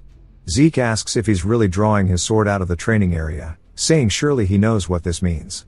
Leon audibly gulps, and Zeke says in order to face the murderous intent of Leon Conrad, who had unsheathed his sword outside the holy training arena, as he starts to draw his own blade, Zeke says that he will retaliate in the name of honor while releasing an intense bloodlust. Leon starts to shiver, and Zeke says that the following battle will end once one of them is faced with death, and all responsibility lies within themselves, and the opponent takes no responsibility for the outcome to follow. Turns out the dude they were jumping is none other than Liam. Don't know why bro was letting himself get beat up like that. Zeke says it's time to continue, and Leon immediately drops his blade to the ground, apologizing, but Zeke doesn't look like he cares. Leon even starts to piss his pants, begging Zeke to live, even calling him sir. We see his entire body shivering, begging that he let him go. Zeke still has his blade ready, and he slowly lowers it, recalling his past life when he was constantly apologizing to Leon, and begging him for mercy. Zeke sighs, saying that he can't believe he was bullied by someone like this. He then swings his blade upwards. As we see blood fly from Leon, Zeke says that he'll be taking his ear as payment, as we see it on the floor. Leon then holds onto his ear while absolutely bawling, trying to stop the blood. Zeke then grabs onto his hair, saying that if his ear is reattached when they meet again, what he'll be taking next won't be just an ear, but he'll leave with his entire head. He slams his face straight into the concrete, causing blood to go everywhere. He then stands up, sighing, and as he walks away, Liam stands up, calling out to him. When Zeke turns around, Liam asks why he helped him. Zeke tells him not to worry about it, as it wasn't him helping Liam, but rather he was helping himself. As he leaves the alleyway, he wonders if maybe Galleon rubbed off on him too much, and he almost said something embarrassing out loud. He finally makes it to the research lab, asking Fanon if this will be possible. Fanon says that he'll get straight to the point, and that it is indeed possible. Zeke says in that case he'd like to leave it with him. Fanon says he'd think it would be better if he listened to his explanation first. The composition is simple, but the problem is the core in charge of power output. The core is considered the heart of this machine, but the following circuit has extremely tricky restrictions. It may be small, but it requires enough power, and they'll also need a way to adjust the output without delaying it. Zeke asks again if it's possible. Fanon replies saying yeah, there are two options. Given the condition of the core, he could personally adjust the design, however it would take at least a decade to redo it, rather 15 years. Zeke is startled by this. While Fanon says it will take an incredible amount of time, the second method is they can avoid designing the core and use an alternative material, but even though doing this would save a lot of time, the material needed is a high compression manastone. Zeke makes a pretty nervous looking expression and says that's an artifact that can't even be made with modern technology. Fanon says that's correct, as ancient relics are already rare, but finding artifacts in ruins is even harder. To come across a manastone that can withstand their design would cost over 3,000 gold. Zeke starts to wonder if this is doable, and he sighs, saying he might get kicked out if they find out he cannot use aura, but 15 years is too long. But 3,000 gold is also too high. He can't believe he has to give up on the Sword of Radiance. Most people think he's an aura user thanks to the events that occurred at the Blessing Rite, but that was merely a reaction created with ether and healing. The fact that he's unable to use aura still remains the same. Ether is considered to be a difficult power to be controlled by humans. However, excluding the skill spirit of the soul that his master taught him, he can't utilize any sword skill that requires aura. Even with that skill, he can only reinforce and swing his body around. Compared to ether, aura is easier to use and more versatile, which is why he needs that sword so bad. But he wonders how he's meant to get a high compression manastone. Fanon then says the creator of the blueprints is amazing, even taking the complicated core into account, it's an efficient design. This would be too difficult to create even among the Golden Age relics. Zeke then starts to get an idea, wondering why he didn't have this before. As soon as he mentioned that, it reminded him of something. He tells Fanon to take care of the design until he's back. Fanon asks where he's going, asking if he wants him to take 15 years to complete it. Zeke laughs, saying of course not, telling him that he'll bring one. A high compression manastone that is. Zeke explains that the Golden Age was a whole different era. The Liberation War, fought to escape the rule of dragons, ended with the defeat of the evil dragon Bahamut by Tarkhan Draker, granting humanity a century of peace. During that time, the ancient relics uncovered within the dragon's lair were the remnants of the age of the Hero King, the prime age of magic. All of the discovered relics and techniques way surpassed modern standards. Among them was the high compression mana stone, capable of sustaining the mana needs of an entire village, a relic from the age of the Hero King. At the central library of Draker Academy, Zeke continues explaining that despite being rarely used, the central library continued to be maintained as it is believed to have been established by Tarkhan himself. During the expansion of a records room, relics from the Golden Age were discovered, which led to the involvement of the Magic Tower and the Archmage of Nirvana, a member of the three great families in the excavation. During those few months, countless relics from the Golden Age were found, and news of it spread through continental newsletters. Or at least that's what would happen 10 years from now. As he heads to the library, Zeke says that nobody has discovered the relics yet, nor are they even aware of them. He sighs, saying he could look for it all day and still would never be able to find it. Then he activates his dragon eyes and starts scouring around the library. Spotting something, he says that must be it, as we see a slight reddish hue on one of the tiles. He taps on it, saying it sounds hollow, and then uses his ether to form a blade, cutting the tile out of the floor. He says this is the only ether application for the soul of the spirit scale he learned from his master. Since ether materializes at the user's will, it is possible to apply certain properties like cut and use in different scenarios. However, it has drawbacks, as the user must expend a large amount of ether to perform an action. We see he's already visibly strained, and he says that he guesses it's still too much with his body. He slowly moves the tile, revealing light. As he heads down, he covers it back on top of his head, as if he was never there to begin with. Deep inside, we see him now with a torch, and he says the newsletter never mentioned how far it went. Then he hears footsteps, which startles him, and he says it should be at least decades before somebody else finds these ruins, asking if it's possible he was somehow beaten. He then peers around the corner, only to see skeletons. He says they're holding shovels and pickaxes, which means they might have been made by a lich. He then pulls his sword out of his inventory, saying if that's the case, this should be easy as he dashes forward, instantly killing the first skeleton, then cutting through the other one's shovel, finishing it off as well. A status window then appears, telling him that for defeating 2 skeletons, he has earned 2 karma points. He low-key completely forgot that he could get this, so did I. He says it slipped his mind because he was focused on the artifact. Then he realizes something. This is a great chance to farm some points, as he turns into Lloyd. He starts running forward, saying he'll be right there, talking to his lovely points. He breaks another skeleton skull, and we see he's defeated 20 skeletons so far. He's looking at a status window, saying this is pretty easy. He has a lot more skills than what he started with, kind of crazy. He also now has 40 points, and he says that he wants to look into it more to figure out what to actually unlock. He guesses that buying the minimap wouldn't be a bad decision, so he buys that.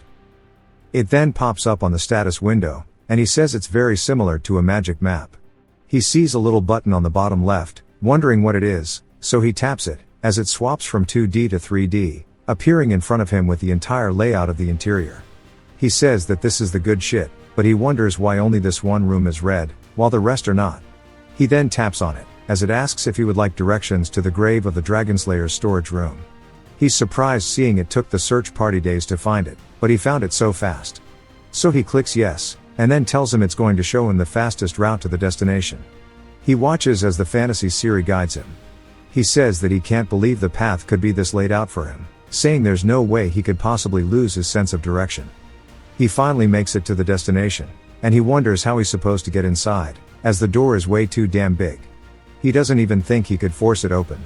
As he touches it, a red aura appears on his hand. He quickly pulls his hand away, saying that that is a security spell, as we see his glove smoking. He says the reason the Magic Tower and the Archmage of Nirvana were involved must be because of this door, and that he would have lost his hand if it weren't for the gloves. He sighs, saying there's no way he can get through the spell, asking the system if they can open it for him. The system says that they have received the administrator's request, and they will contact the security device. It then says that the spell is being deactivated, but immediately says that the activation of the automatic defense was unsuccessful, and they will swap to the manual defense. Zeke then starts to sweat nervously, asking if it just responded to what he said. The system then appears, saying yes I am, asking if he has any more requests, calling him Administrator Zeke. He starts to get a whole different mix of emotions, realizing that he can talk to his system.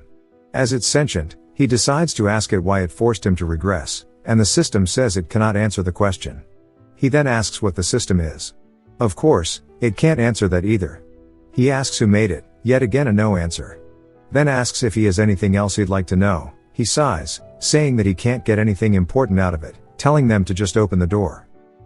The system says that they have confirmed the request, and the grave of the Dragonslayer has been opened, as the gates slowly open. Zeke looks around amazed, asking if every one of these are treasure chests, because there are so many of them. He explains that treasure chests, as if we don't know, it is a chest filled with valuable relics and treasures. Finding even a single one would be a miracle. He opens one, and it's filled to the brim with gold and jewelry, and he says there are hundreds of these things. He starts scouring through them, taking things that he likes, just dumping shit into his inventory. He says he can give this one to Fanon, and then he smiles, seeing that he finally found it, a high compression mana stone, but there's 4 of them, which is even better. He then uses his points to expand his inventory, saying that he still doesn't have enough space for everything, and he guesses he'll have to come back here regularly until he graduates. As he goes to leave, he says this should be enough today, then senses something, as there is an ominous fog all around the room now. He wonders what this creepy feeling is, as he puts his hand on the wall. It starts to pulse, and he immediately takes his hand off of it, but it's too late, as multiple magic circles have now enveloped him, and he wonders what's going on, only for him to teleport out of the room. Zeke lands somewhere else from the teleportation, asking the system where he is as he looks around. The system says that the current location of the administrator is the home of the Dragonslayer. He says he never heard anything about a room filled with coffins in the newsletter. He opens the mini-map, which shows him that he's not too far from where he was previously. He says there isn't even a path connected here. If that's the case, it could be a hidden area that's never been found before. He decides that he can't ignore it as he starts to push one of the coffins open, revealing a suit of armor inside of it. It says that he has found the question-marked Dragonslayer exclusive equipment. As he leans it up, he starts inspecting it, saying that it's different from the armor of the Golden Age. He spots something on the back, as there's a hole, wondering what it's for. He then pulls out one of the mana stones, saying that he can't let this opportunity pass as he installs it directly into the equipment. Its eyes then begin to light up as Zeke sweats with excitement. Because the armor starts to sway violently, Zeke wonders what's going on. The mana around it then starts to coalesce, and he realizes this isn't good. An explosion soon follows as the system says an overload caused by the equipment failure is happening, and that an explosion is going to occur in a few minutes. They suggest Zeke take cover. He says, "Bro, you're late, it already happened." The system says my fault, oh gee. Zeke says that it's cool that a high compression mana stone is the energy source for ancient armor. He wonders what kind of features it has that require such a large energy source. He decides to ask Fanon about it later while continuing down the path. Every single room is empty until he makes it to the last room, as the only thing inside is a glass cube. The system then appears, and we see Zeke asking if it's serious. He starts to sweat, saying Terrakin was absolutely insane, as what he sees in front of him is none other than the evil dragon King Bahamut's heart, which was the legacy of Terrakin. He says he can't believe Terrakin left it here, and that explains the ominous feeling he got when he entered the storage room. But something about it seems odd, as his hand starts to move seemingly by itself. He puts his palm on the glass, as the system says the heart of the cursed dragon Bahamut is reacting to the administrator. We then hear Zeke saying, "Yes, I hear you," as he looks completely out of it. He says he had no choice, and he understands and that he will kill them all. His class skill resets his mental state, and he wonders what he means by kill them all and why he would even do that. He then pulls his hand away, revealing that his eye is completely black. As a purple fog starts to swirl around the room, he asks what this is, only for it to get more and more violent as Bahamut's heart starts to glow. Zeke yells, asking what's going on, as he is given the urgent quest Terrakin's test. He needs to defeat the curse from Bahamut's heart, and he'll have ownership over it if he does. Zeke is startled as we see his eyes still pitch black. His class skill tries to activate, but it fails as we see the system is starting to malfunction. Zeke drops to one of his knees, as all he hears in his head is a voice screaming to kill them all and to accept them, and he will be free over and over. Now both of his eyes are black. He smashes his head into the glass, saying whoever is in his head needs to shut the hell up, saying that if they'll give him freedom, that sounds stupid, because freedom is one, calling them a dumbass. The glass then begins to shatter as now a red aura is seen floating around the room, and he is won against the light dragon's curse. Due to completing the quest, he has been given ownership over Terrakin's gift. Zeke says that it could have been worse and he can't believe his skill failed, wondering what that was just now. His other class skills kick in, starting to heal him as he begins to absorb Bahamut's heart. A purple light appears as Zeke looks up. It shoots him directly in the chest, and he starts to feel an intense pain, asking what this is as a pure and dense source of mana is flowing directly into him. But he doesn't have any circles to accept mana to begin with. Without a place to store it, all that mana is ripping apart his body. He says that he needs to do something, or else he will die here.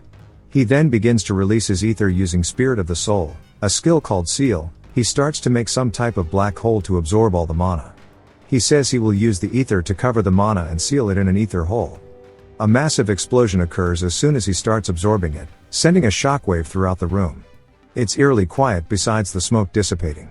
After a bit, it gets smaller and smaller as we see Zeke finally standing up. He takes in a deep breath and sighs, saying that he guesses he lived, as there is now a hole in his chest with the dragon symbol on it. He looks around the room, saying that he low-key thought he was cooked, but the heart is gone. It looks like that mana really was from Bahamut. He then spots something, as it's none other than a reflection in the glass. He sees a dragon emblem on his chest and wonders if this occurred when he sealed Bahamut's mana. The status window then appears in front of him, saying that he has absorbed the heart of Bahamut.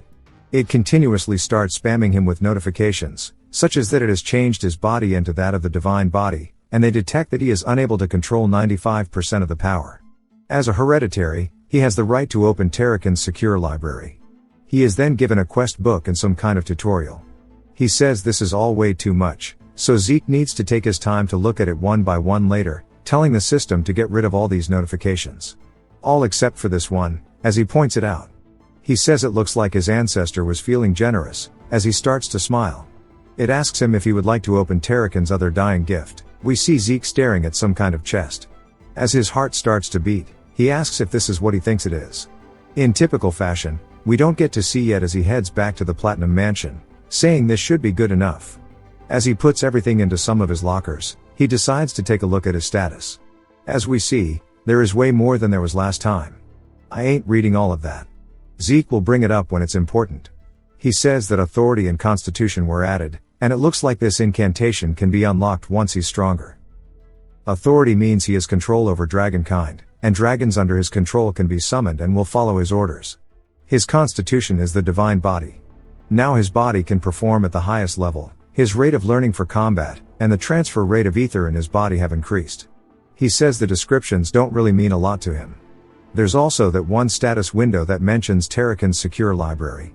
He tells the system to open that one up, and as it does so, it says that it needs to update its information.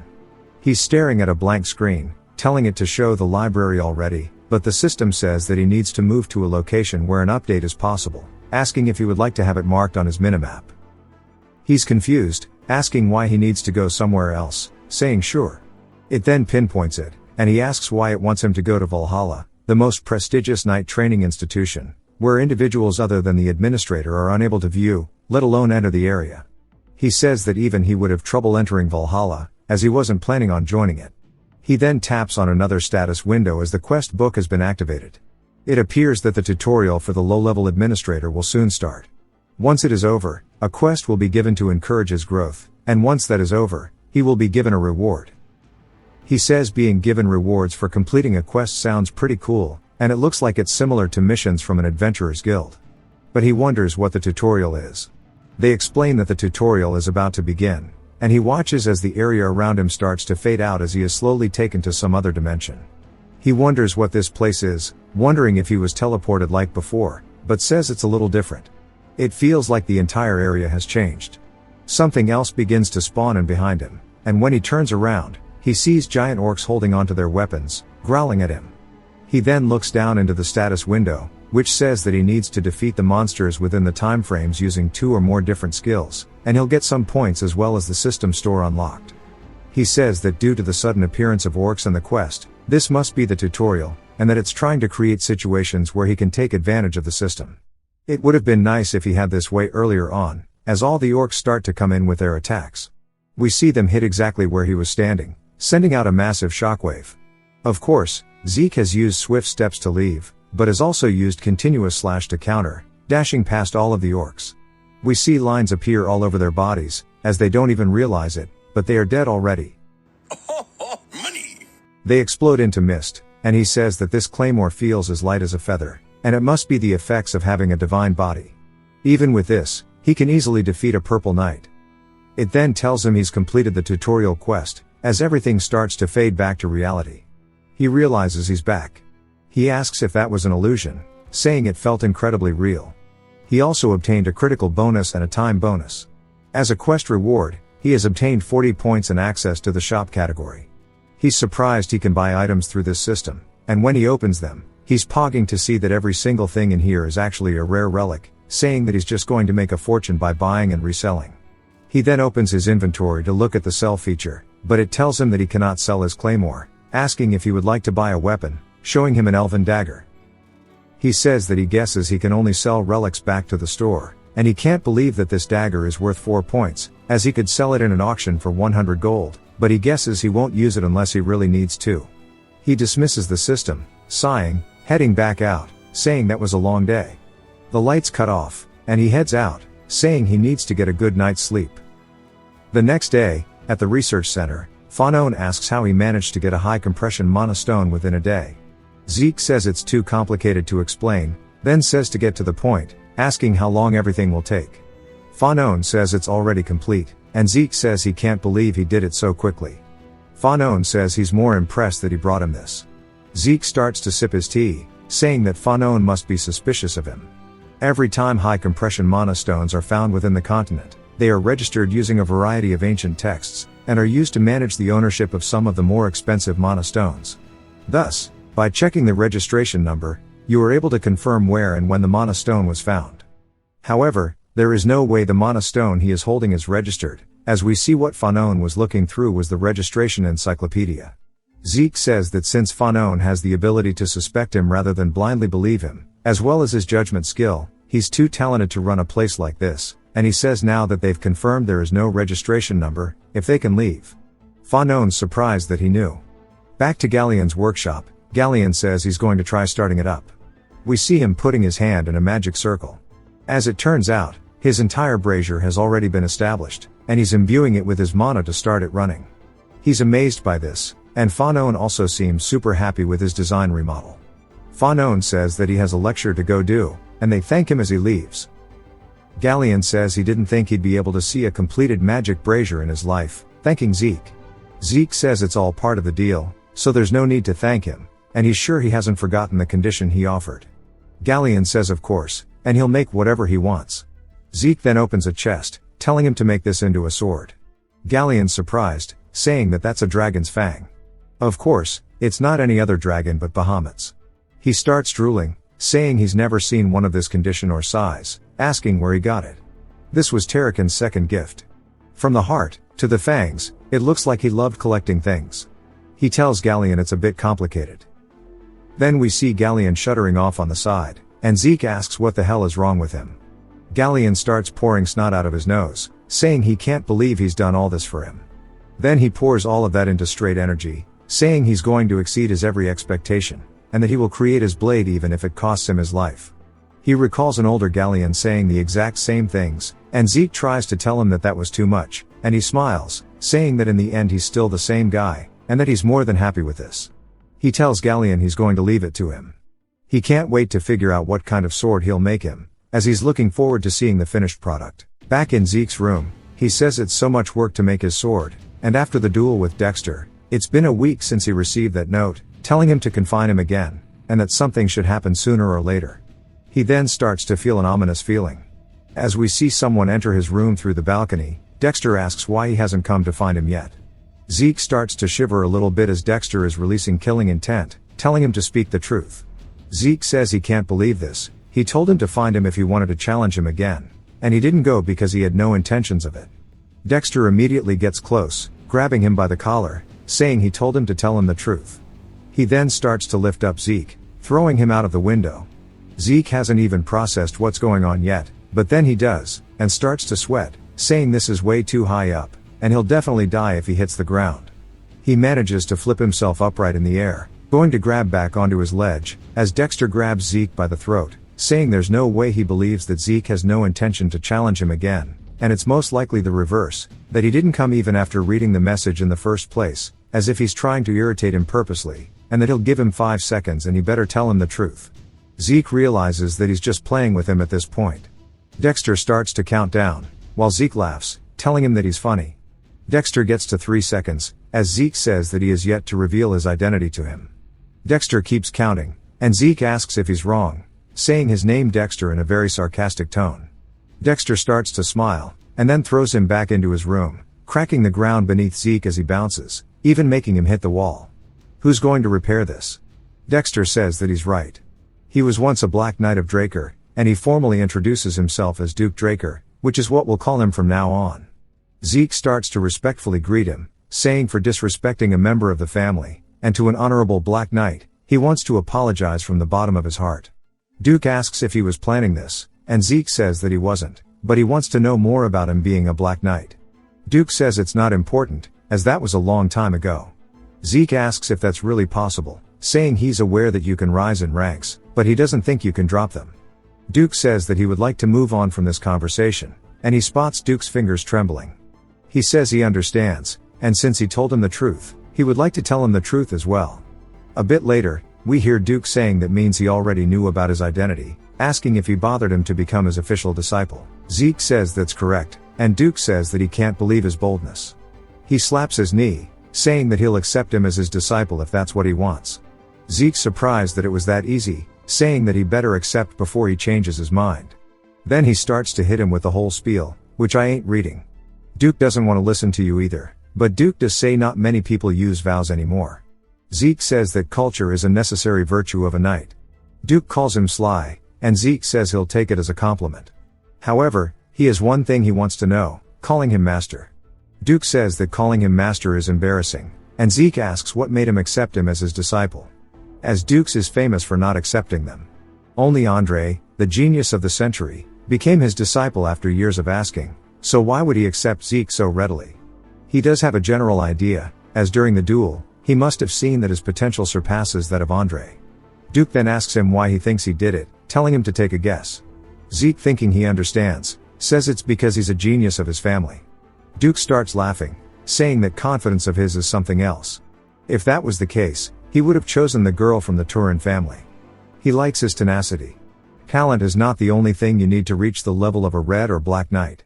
Actually, because those individuals never faced issues, they fall easily in the face of adversity. Zeke realizes that's true, saying that most praised geniuses who were projected to reach the level of red knight not only fail to reach it, but always stagnate at the level of blue. Duke says he's done with the talking for now, and tells him to follow him for his first lesson. They head to the Western Greenhouse Gymnasium, and Zeke says he never knew there was a gym underneath the greenhouse. He wonders what he is planning, as he's been running since he told him, but it's already been 3 hours straight. Duke then yells to stop, and Zeke asks if he has to run anymore. Duke says he needs to ask him one thing, and Zeke tells him to go ahead and ask it. Duke appears behind him, saying that it's nothing much, as he grabs onto Zeke's wrist, but Zeke fights his hand off on pure instinct and backpedals away, creating distance. Duke looks down at his hand, asking if Zeke has a problem with him checking his pulse. Zeke's sweating nervously, and Duke says he knew something was off from the start, when they fought in the healing room and in the greenhouse. Even after running for 500 laps, he doesn't sense a single drop of aura from him, and he stopped him from checking his pulse. He asks him the hard-hitting question of if he can even use aura to begin with. Duke says that he's sure he saw that the bronze statue reacted and there was the never-before-seen golden light too. And if that's not the case, what other reason would Zeke have for not letting him examine his pulse? Zeke glares at him, saying it's not suspicion, just simple curiosity. Despite this serious situation in which a Draker can't use aura, he guesses that Duke's curiosity comes first. He's lucky that only Duke's caught on. If he can just get his hand on Graham, he won't have people suspicious of his aura. So he'll just have to be cautious until then. There's no need for him to go on spouting lies. So he takes off his gloves, telling Duke that he's correct. As he starts making the lights flicker on and off with his skill, he says that this is proof of his pure-blooded nature, but for some reason, he can't use aura. Zeke says that this will definitely cover up his lies, and he tells Duke that he's sorry for earlier, and if it's found out that a Draker can't use aura, then he'll be chased out and scared. Zeke says that he needs to put on an Oscar-worthy performance to get him out of this mess. After Duke checks his pulse, Zeke asks him how it is, and Duke's lost in thought, saying that he seemed to act unbefitting of his age, but he guesses that he's still a child in the end. But why is it that he can't sense any aura despite him awakening successfully? He starts to think about what could cause it. Zeke says that he can't be certain even after examining his pulse, because that's how the blessing rite is for a Draker. Even if it's not the truth that he cannot awaken to aura, he'll find a reason to deny it himself. Duke says that he thinks it's because he is an irregular. Zeke says that that's the only natural conclusion. If you aren't aware of the concept of classes, it's a natural way to think. Zeke asks him what that is, and Duke says that it's just like it sounds. It's a term used to refer to those with abnormal abilities.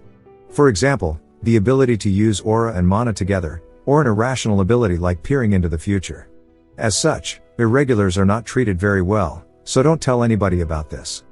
Zeke asks why he thinks he's an irregular, and Duke says that it's because he has insane stamina and recovery.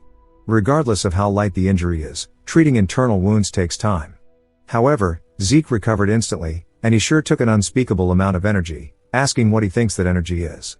Zeke says it's probably aura, and Duke says that it's due to being consumed at a constant rate in exchange for stamina and regen. There's none left, which is his hypothesis. Zeke says that's actually pretty damn plausible, and asks if he'll never be able to use aura then, saying that he will be able to meet his master's expectations. Duke laughs, telling him not to worry about that, as Gale Arts doesn't use aura at all. A special art is a special technique personally developed by a knight that has reached great heights. Normally it's an application or specialization of dragon slaying, so it would be proper to use aura.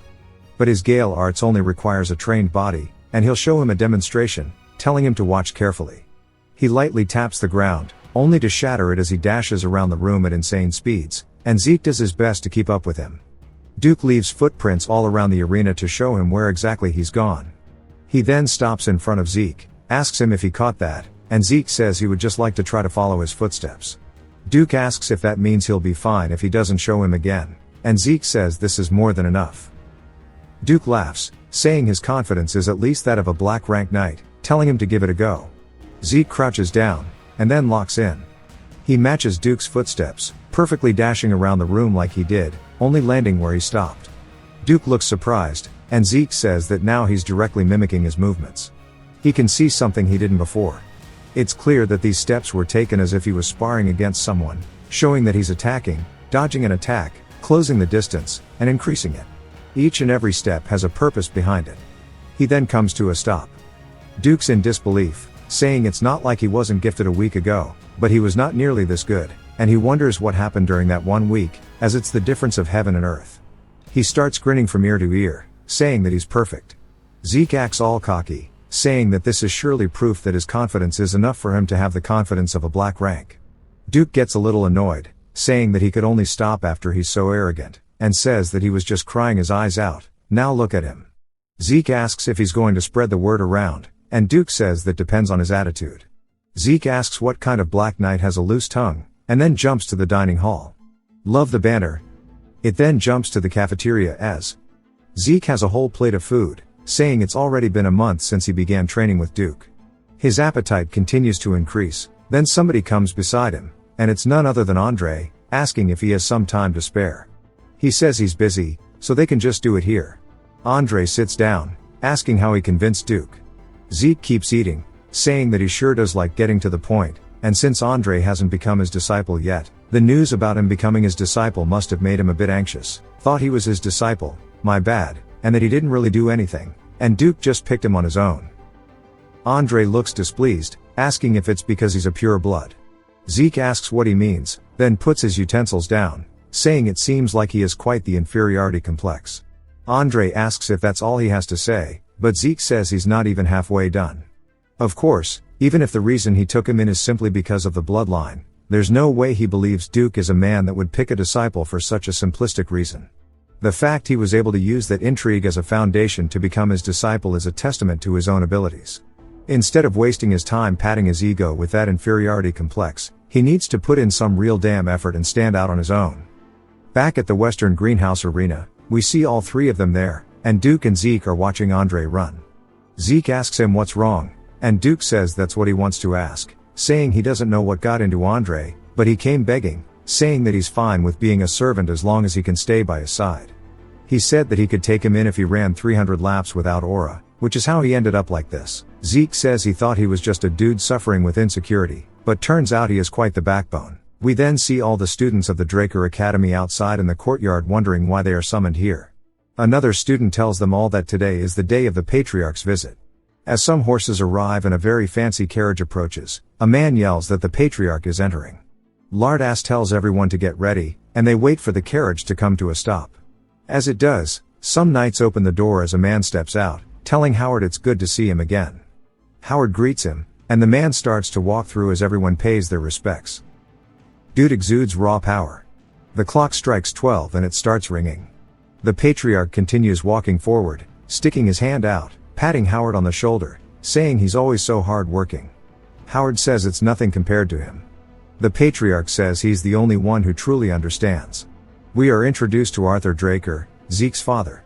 Howard says the sunlight is rather hot, asking why they don't go inside. Arthur puts his hand up to stop him, and all the students start pogging out of their gourd. As he steps up on a hill, he stretches his hand out, calling out to all the young Dragonslayers, saying they are the hope and future of the Drakers. They need to train hard and hone their development, as whatever they achieve will be achieved in the name of the Drakers. They all yell yes sir, getting on one knee and bowing to him. Arthur then tells Howard they can go now. Inside of a room, we hear Zeke doing the most formal of formal greetings to his father. Arthur laughs, saying nobody does this greeting anymore, telling him to take a seat. He says he heard he liked tea, so he prepared something rare. Zeke thanks him and then wonders how he knows which food he likes as well. There is a saying that there may be things the Emperor doesn't know, but that there will never be anything a Draker does not. That saying feels real now. Arthur says he called him to come because he heard the Duke took in a disciple. Zeke says that everybody likes getting straight to the point, and he laughs nervously, telling him that the Duke did him a great favor. Arthur says that seems to be true, and he doesn't know what his goal is, but if he is to follow Duke's teachings, Zeke cuts him off, saying that it is to be the strongest man on the continent. Arthur's gaze switches to a serious one, and Zeke tells him that he will become stronger than anybody so that he can live just as freely. Then he sets down his tea, saying that is his goal. He starts smiling, wondering what Arthur is going to do in response. Arthur releases an incredible amount of pressure, saying that means he plans to surpass even him. The pressure is really intense to the point it makes Zeke sweat a ton. Even the button on his uniform falls off, and he says that this is Astral Sword. It is said to give you power over all living beings within its radius. He starts to grin, saying that it is the pinnacle of aura, something that only Black Knights can reach. Arthur starts to laugh, as Zeke is looking up at him, full of confidence, saying of course. Arthur looks proud and then starts to raise his tea glass, releasing his aura while taking a sip. He says that is the most interesting thing he has heard in ages, and that he has come to support both the Academy and him, but he doesn't think that will be enough. Zeke says that this is what a real Black Knight's power is like, and that he thought Duke was impossibly strong, but Arthur is on a whole other level. Arthur puts a card on the table, saying that this is a gift for becoming Duke's disciple, and tells him that it is a black card. Zeke looks shocked. Arthur says it seems like he already knows what it is, while Zeke explains that it is a credit card only given to a very select few, and he didn't think that he would ever be able to see one in person. Just having this with him gives him incredible benefits, and it doesn't even have a limit. Arthur tells him that it is under both of their names, so he can use it freely. Zeke thanks him, saying he will only use it when necessary, and he is making it seem like he is being nice, but his intentions are obvious. Using a credit card leaves a record, so he just wants to keep a better track of what Zeke is really up to. If this is his method instead of opting for the Black Martial Squad, that means he doesn't see him as a threat. Arthur says that he shouldn't waste any more of his time, as he's sure Zeke is busy with training to become the strongest, telling him that he is excused. Zeke bows once more to him and heads out. As he walks down the hallway, we hear Duke sighing. As Arthur is sitting in the chair, Duke tells him that he is sickening. Arthur asks him why he is angry, and Duke says that he is suddenly playing father for a kid that he has neglected this entire time. Arthur says he knows that he has no choice as the head of the household, and what he said counts as defamation of his character. Duke laughs, telling him to take him away then, and Arthur says that he is the only one he can talk to without worries. As he uses some kind of subspace pouch to pull out some really fancy liquor, asking him if he wants to get sloshed. Duke looks hella happy, saying that it's a red dragon's breath, and he sure does of good taste. Arthur asks him if he knows about how the atmosphere on the continent has been really strange. Duke says he's been here in the academy the entire time, so how is he meant to know that? Arthur tells him to stop acting dumb, and Duke says that just means he asked for his answer when he already knew what he would say, calling him a snake. Duke says the Emperor has gone crazy over the idea of immortality and is looking everywhere. Arthur asks if he thinks it's possible, and Duke says as if magic can make you look young, but immortality is not possible. Arthur says that he believes the same, however, what if the relic he is looking for is something related to the Elder Dragon? Duke's surprised. For those of you who don't remember, that's the relic Zeke stole at the beginning. It goes back to a few moments ago to when Duke is talking about how magic can make you look young, and we see Zeke in another room, propped up against the wall with a purple aura emanating out of him, as he is using soul manifestation to eavesdrop on their conversation. This is when Arthur said that it could be related to the Elder Dragon, and Duke says that's a possibility.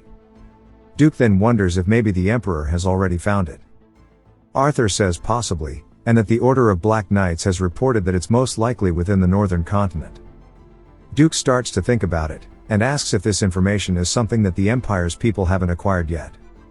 Arthur says yes, while pouring him another glass, saying that it's only a matter of time before they do though, and that it reminds him of the past, because that crazy Emperor bastard, the moment he ascended to the throne, started a war to unite the continent.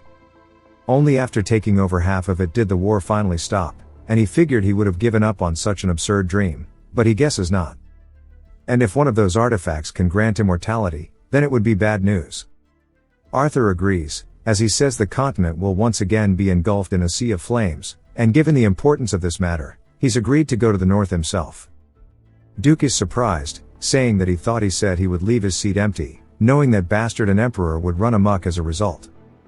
Arthur says this is why he specifically asked to meet with him. Duke sighs, saying that he sure is a sly man, and they cheers their glasses. As Arthur tells him he's the best, Duke says that he only ever picks out the most annoying things for him to do. Zeke's face starts to look strained, as he's losing the ability to use his soul manifestation. He falls to the floor, saying that he used soul manifestation for too long. Even after absorbing the heart of Bahamut, he can't do anything about the side effects. He starts talking about the Elder Dragon, saying that it's certain that the statue he got his hands on before he regressed was an Elder Dragon's artifact, and the voice he heard just before he died, and the system message he saw after he regressed, now all makes sense. He stole the artifact that the Emperor would use to make his wish come true. He even mobilized a unit under his direct control, the hunting dogs, to chase after him. At the time, he was so obsessed with revenge that he didn't know, nor care, about any of that, but he managed to find a clue now, that the administrator system that sent him back to the past was the function of this artifact. However, he wonders who made this thing and why. He starts to sigh while looking up, saying that in the end, he now has more questions than before. Duke tells him that was a nice drink, and that he'll leave early to go make his move. Arthur says that he has his trust in him, and as they start walking separate ways from the hall, Arthur starts to slow down, and then comes to a stop right in front of the room that Zeke is in. As he senses a presence inside, but Zeke is still just saying that if the artifact that the Emperor was looking for is what he used, he wonders what relation it has with immortality. The door then starts to open, which surprises him, as we see Arthur barge into the room, only to find it completely empty, and he says that he guesses it was nothing. Must have been the wind. As Zeke has slipped out the window. It jumps to the training grounds, and there are knocks on the door, and Zeke says that he told Decker not to interrupt him when he's in the training hall. Decker apologizes, saying that a fellow student has come looking for him, asking if he should send him away. Zeke wonders who it is, as he doesn't have any friends at the academy, though thinking that maybe it is Reyna. He tells Decker to go ahead and let them in, and when he does so, he says that he was wondering who it was, but it's only Liam Stone, as he is bowing to him.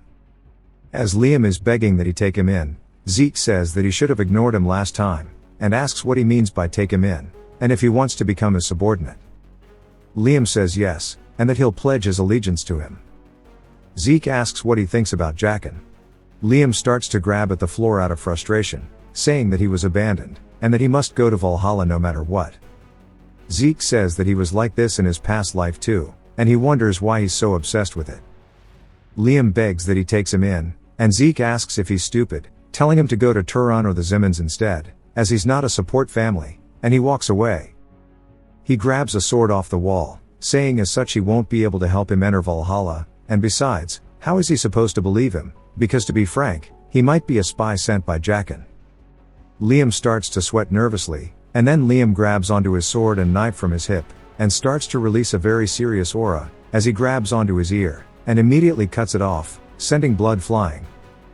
He says that it's only natural that he doubts him, but he'll prove himself to him, whatever it takes. If he wishes for him to become mute, then he'll cut out his tongue, and if he wishes for him to become a cripple, he'll cut off his foot. As we see his ear on the floor, holy shit, bro, that can't be sanitary. But he tells Zeke that he will place his life in his hands. Zeke is surprised to see him cut off his ear like that, and says that it must be because of what he did to Leon, and Liam then begs that he take him in. We get a flashback to Zeke in his past life, as he's telling somebody he wishes to become stronger than anyone else. As he's begging his master to teach him, he starts to get a similar feeling from Liam behind him. He then throws a sword directly towards him, as it goes right past, landing in the ground. Zeke tells him that one strike is all he needs. If he manages to withstand that one strike from him, he'll take him in. Liam thanks him for the opportunity. A bit later, Zeke asks if he's got the treatment for his ear. Liam says yes. Liam says that he honestly thought one strike would be easy, given that he too is an undeniable user of Draker aura. However, he wonders if Zeke is really just a fellow peer, when the aura he's exuding is this crazy. Liam starts to get a bit nervous, and he says that he can barely even breathe. Zeke starts to dash in, as Liam pulls his sword overhand. He swings down, clashing blades with Zeke, as sparks begin to fly and the air begins to get tense. We see a sword flying through the air, and when it comes back down, it was none other than Liam's. Zeke asks Liam if this is really all that he has, and calls him miserable. Zeke says that he can tell he's determined, but it would be best for him to give up on Valhalla. Liam starts to call out to him. As Zeke says, it's likely true that he was cast aside by Jaqen, and he's descended from such a distant branch family that if he weren't Jaqen's attendant, he likely wouldn't have been able to enter the cradle. This is the academy that even expelled a direct descendant like himself, so it would not be odd for Liam to be expelled now. It's only natural for him to be concerned, but we see him come to a stop. As Liam is holding onto his leg, Zeke wonders why he's so desperate to cling onto him. In his past life, he was expelled from the academy, and the order he was a part of fell to ruin, but in the end, he managed to make his way up to the level of Red and was known as the Mercenary King. Liam's bawling his eyes out, begging for one more chance, and Zeke can tell that he doesn't want to give up. He says fine, and he'll give him a chance, but there's a condition that he needs to follow. He said that if he mentioned earlier, he'd become a mute by cutting off his tongue, and even about him being a cripple. He puts his hand on Liam's shoulder, saying that if he really wants to prove himself, then he needs to cut off his right arm. Liam looks surprised as hell about this, and Zeke asks what he's waiting for, or if he values his right arm that much, as he's basically telling him to give up on being a swordsman, so there's no way he would do it if he's in his right mind. Zeke says he has plenty of training he needs to undertake himself, so if he can't do it, then he should get out of here. As Zeke starts his training again, he just wonders why he's so desperate, but he tells Liam not to be too devastated, because even if he doesn't make it into Valhalla, he'll be able to reach Red. Liam then pulls his sword out of the ground, which surprises Zeke, as he raises it overhead, looking down at his arm. Zeke says he can't believe the bastard is this crazy. As Liam starts to swing it down, Zeke dashes in, which we see from a water droplet, pretty cool scene, then he swings, cutting the sword in half, sending it flying across the arena, away from the two of them. Liam looks down at his arm, as he was fully determined to cut it off. Zeke grabs him by his collar and asks if he's lost his damn mind, wondering what he was going to do if he went back on his word. Liam says that to him, it's okay, because he was worried that he might lose something more important than his arm. Zeke says that if he does something this foolish again, regardless of how loyal he is, he'll toss him out, and he should keep this in mind. Liam asks if this means what he thinks it does, and Zeke tells Liam to hurry up, telling him to think about how people would view him if one of his subordinates were to be missing an ear. Liam says understood, and it jumps to them eating at a table. Liam asks if it's really alright for him to use such a valuable potion. Zeke says that he's simply investing in him, so he shouldn't worry. He puts his tea down, and asks Liam what it is that he values so much that he'd be willing to throw his life away for. Liam tightens the grip on his forearm, and says that it's his mother. A few days ago, after he was abandoned by Jaqen, he heard that his mother had collapsed from a high fever. Fortunately, the fever left, but her entire body is covered in rose-like red spots, and she's growing weaker by the day. And that the village healers don't know what the disease is called.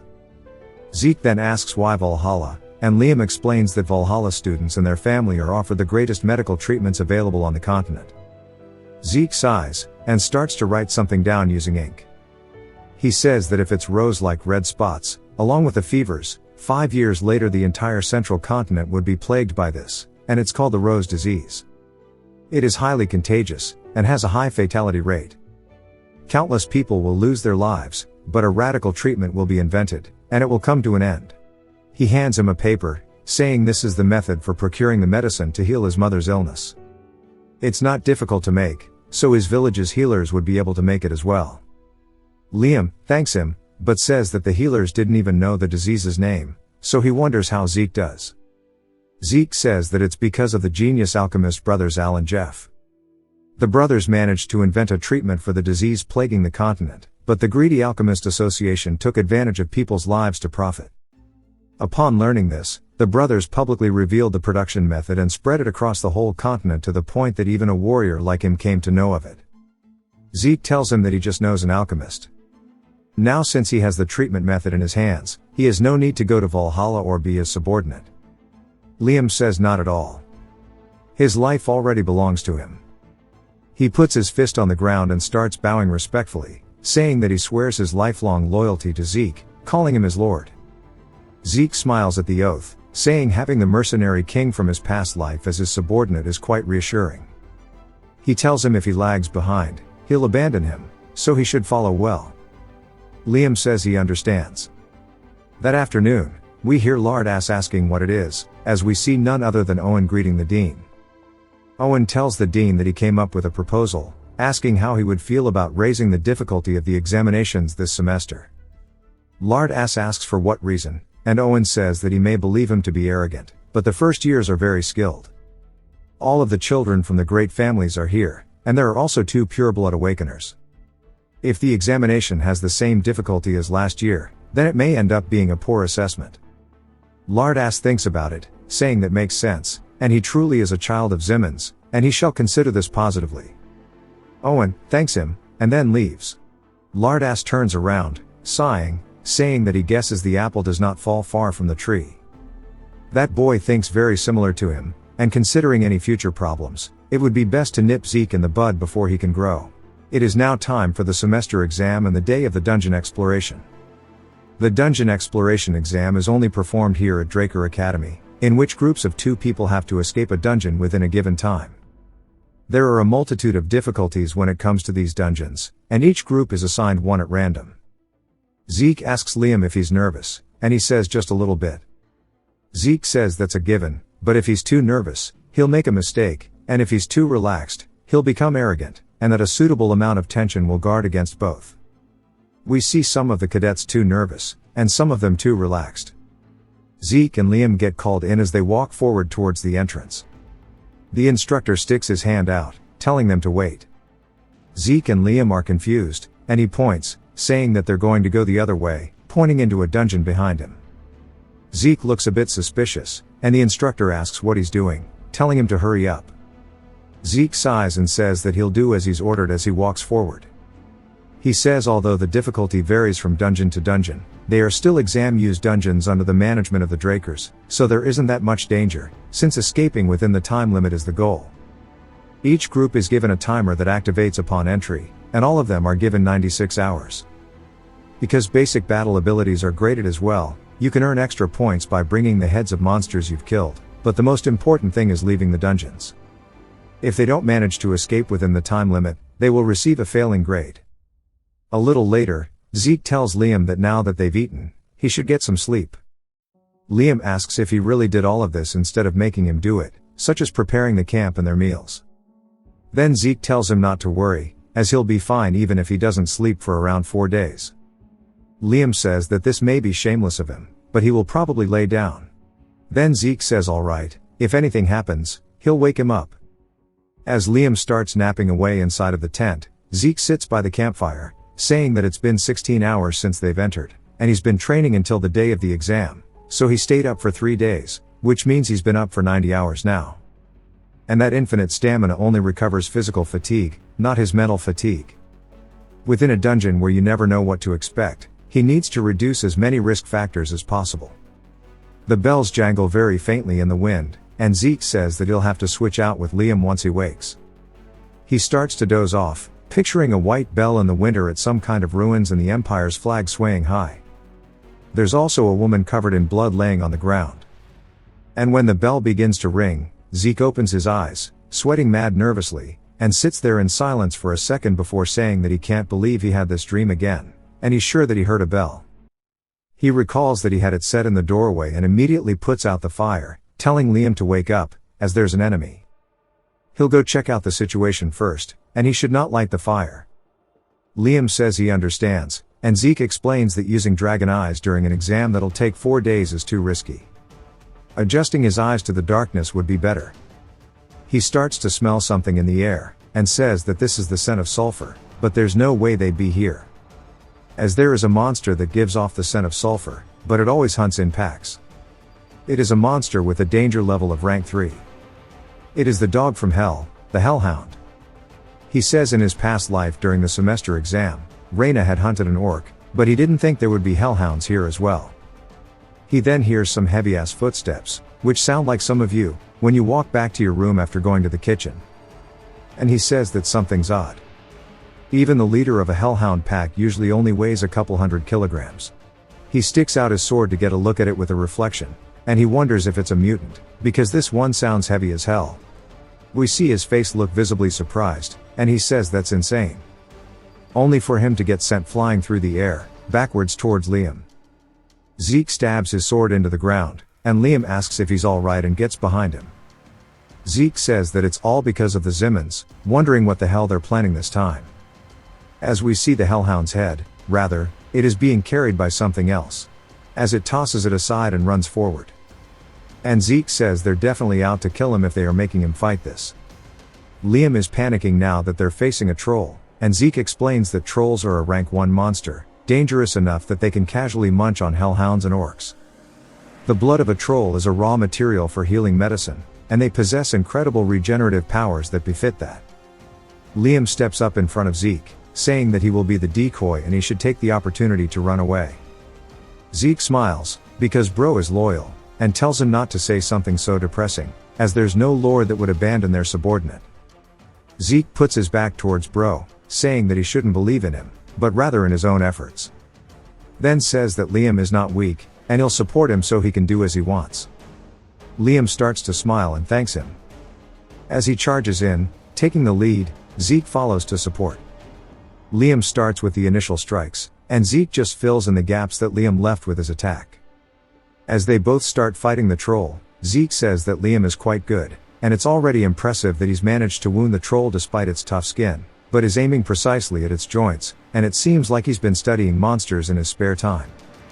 As the troll starts to fall over a little bit, Zeke says that that's not enough to win though. As it starts to come back with an attack from behind towards Liam, who gets caught off guard, Zeke dashes off one of the stalactites, landing directly behind Liam, and cuts the troll's club in half, sending it across the room. Liam apologizes, and Zeke says it's fine, and this much isn't bad for his first real battle. It was a good decision for him to aim at the joints, but he overlooked its regenerative abilities, and should keep in mind that trolls will be able to immediately heal small cuts, so he cannot keep up with the regeneration. The troll lets go of its broken club and raises his hand into the air. Zeke says that this is still too much for Liam to handle, so he'll be the one to finish this fight. The troll gets off-screened, and the status window appears, telling him that he has subjugated a troll and earned 30 karma points. Zeke says that they'll earn plenty of extra points with this, and tells Liam to pick it up. Liam says alright, how the hell is he planning to fit that in the backpack? Zeke's looking down at his status window, and he has a sudden quest called 2 birds 1 stone. So if he kills 100 monsters of 10 different species in the dungeon, he'll get double the karma points earned during the quest and 2 loot boxes. It lets him know that 2 species and 14 monsters are excluded, and that he has a remaining time of 72 hours. Zeke says there are 79 hours until the exam ends, and having to hunt 100 monsters is not the problem, but having to hunt 10 different species is troubling, however large the dungeon may be. Given that this is an exam-used dungeon, there would normally only be 4 different species, but since this is a trap prepared by the Zimmons, there should be 10 if he looks thoroughly, and doing the quest on top of escaping, he sure does have a lot on his plate. Liam tells Zeke that he's got it all worked out, and it turns out that they were given a head collection bag that was given alongside their timer.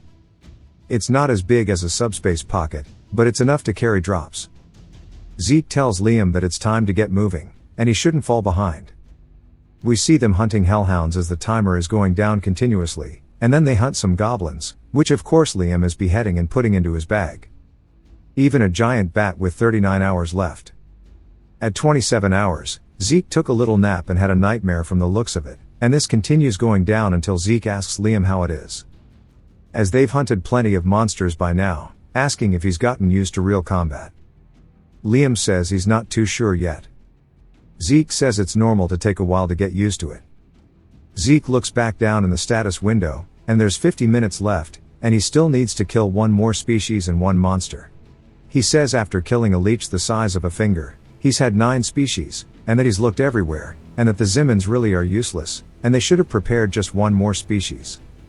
He then hears a loud sound as the ground begins to rumble. The attack comes out, going straight past him, close towards Liam. Zeke yells, telling Liam to drop the bag, and when Liam's confused, he looks over, only for Zeke to cut the bag's rope. A giant creature comes out from underground. We see blood pouring out onto the ground, and Liam looks horrified, only for us to see that Zeke's arm got caught up in the attack. Liam panics, asking if he's alright, and Zeke says it's fine, as it's the monster's blood. Zeke then tells Liam to watch this time, as we see a forbidden fleshlight in front of him. Zeke says it'll be hard for him to pay attention to Liam, so he needs to do his best to survive.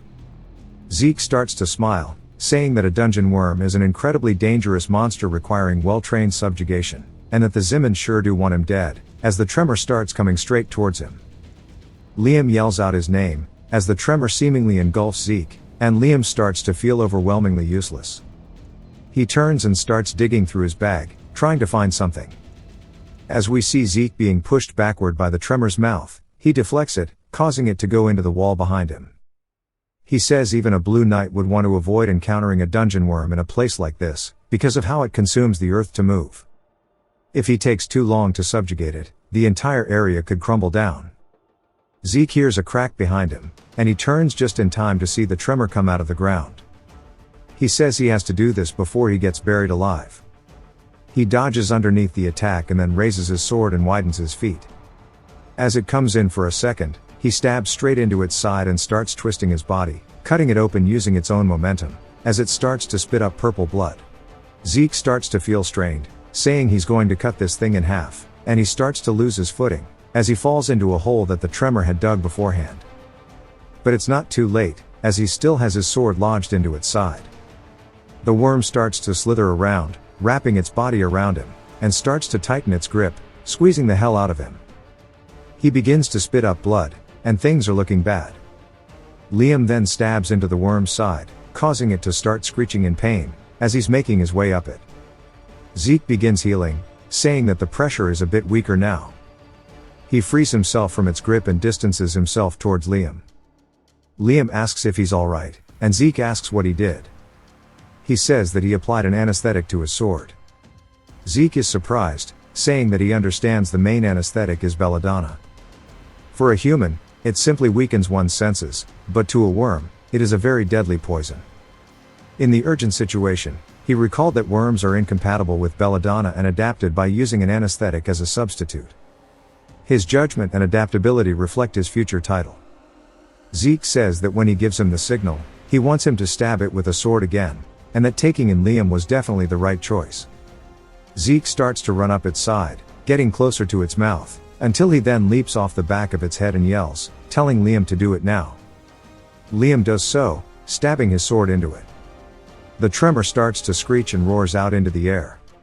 The tremor notices it above it, but it's too late, as Zeke is already channeling his attack.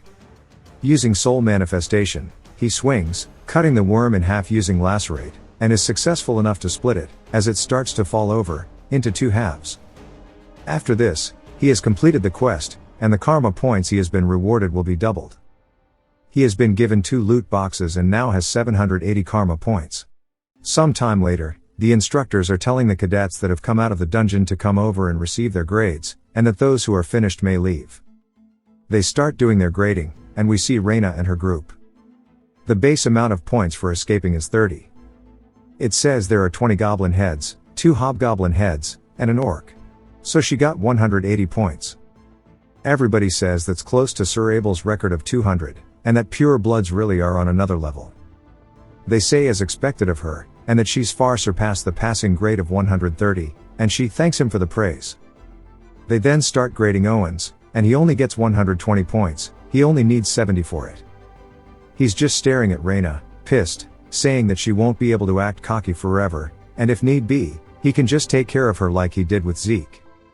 We then hear Zeke asking how long it's been since they've seen the sun, which catches Owen off guard. He turns, saying there's no way, as we see him and Liam coming out of the dungeon carrying the Tremor's head. Owen asks how the hell he's still alive, and they recognize the Tremor, saying that that was a dungeon worm. But they mention that the orc was meant to be the highest scoring monster, asking why that was in there, and if the two of them really slayed it. They throw its head onto the floor, and Zeke tells Owen that he seems pretty surprised, asking if he's that happy to see him. Which pisses Owen off. Zeke asks what happened to his poker face, since he can tell how he's feeling, but he says this look suits him even more. And before he makes a mistake, Owen starts to leave, as Zeke taunts him, asking if he's really leaving so soon. Owen says that he's going to make every one of these purebloods pay for looking down on him. As they start to leave, Zeke sighs, saying that he sure is merciless. We hear Andre asking him if he's done fighting now. Zeke says yes, and then tells him it's been a while. Andre ignores him, saying that he's going to begin grading now. Zeke says that he doesn't have anything but this worm, asking if there's any need to grade him at all. Andre says as an instructor, he won't just carelessly gloss over things, and he asks if it ate the bag holding their heads, to which they reply yes. All the other students just look horrified as Andre is putting his hands into its mouth, and Zeke says that he sure did get lucky. He lost all the heads he'd gathered over the past 4 days because of this thing attacking him, but he couldn't afford to receive a failing grade, so he just quickly brought the dungeon worm's head with him instead. There's no other instructor besides Andre who would examine the flesh and skin stuck between its teeth. At least he wore gloves, and he says that the monsters he's currently confirmed are gremlins, goblins, hobgoblins, hellhounds, orcs, and finally even a troll.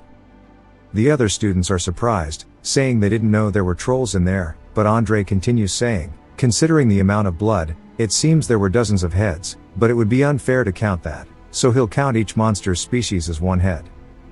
Although the troll and dungeon worm are not included in the examination criteria, given that there are records stating that a troll is 3 orcs strong and a dungeon worm is 6, he'll give them 90 and 180 points respectively, giving him a total of 368 points, meaning it's a pass. The other instructors ask how many points they got as cadets, and they say that back in their day, hellhounds weren't even part of the exam, and people are just wondering if that many points was even possible. Somebody yells, saying that's not fair, the only proof he has is a single dungeon worm's head, and they say that alone is worth 180 points though, and he asks why that matters. The other dude starts low-key flaming him, telling him to think about it, asking if they're faced with a dungeon worm, or even a troll, if they could have been able to fight and win against it like these two have. They start to wonder if Zeke was always this strong, but Zeke says that while they're making a lot of noise, some of it's not bad, and it's a lot different than when they used to mock him, but it's not exactly what he wanted to do, because he's done something to stand out again. Zimmons went as far as to manipulate the exam you used to try and kill him, and he wonders if it was Owen's decision alone. But he says no, because even he wouldn't dare to mess with the Academy's examinations, and it could be that the Zimmons as a whole are trying to eliminate him, and he's being observed way more than he thought, and it would be counterproductive to hide his strength in an obvious manner. For now, he'll have to try and adapt a bit while he keeps an eye on the situation. Somebody then starts to approach him, and we hear Reyna call out to him. When he turns, he sees her approaching him, and she says that he wins this time, and just leaves, and he asks if that was really all she wanted to say, and he wonders what exactly he won. Back to the training area, he says he'll now be able to start. He's looking at what draconian skills to buy, and he's hovering over his gluttony, and since he has 780 points, he might as well do it. He's been ignoring it since it's useless, but he can easily invest 50 points into it. It double checks that he wants to buy it, and he says sure. The status window then starts to update, and he looks surprised, seeing that the skill changed. And we see now that upon consuming monsters with bloodline abilities, he can absorb that ability. He starts to sweat, seeing that he should have definitely eaten this before the worm, and now to try to use the energy conversion that it also has, since he can eat anything and convert it to energy. He pulls out a piece of meat and uses his gluttony on it, and some shadowy figure instantly takes it out of his hands. He turns confused, only to see it has actually completely taken over his shadow. Seeing it inside, the meat starts to fall in as if it was a puddle, and he says that it was as if it was swallowed by a bog, and the jerky completely disappeared into it. The status window says that he has recovered energy from the food he's absorbed, and Zeke immediately feels refreshed. His migraine vanished as if he'd taken a nap, and it's only a little bit, but he feels his mental fatigue has reduced as well. And that's not all. It feels like his whole body has been rejuvenated, his mental fatigue, physical, and even his ether. It's only a little, but he's definitely recovered all of them. He starts throwing even more food after activating gluttony, and he says this was definitely worth 50 points. With this one skill, he'll be able to reduce the risk of all of his other skills, and he can recover mental fatigue with this. Thanks to infinite stamina, he can't feel physical fatigue anyways, and he'll be able to train for 24 hours straight without the need for food or sleep. He then says that he'll start immediately. This is what a Saratoga water does to a man. Then there's a knock on the door. He tells Decker he told him last time, as he doesn't want to be disturbed in the training hall. Decker apologizes, as there is some important news. Zeke asks what it is, and Decker tells him that his sword has been completed, and Zeke says finally. He heads over to Galleon's workshop, saying that he heard his sword was complete. Galleon says yes, telling him to wait a moment.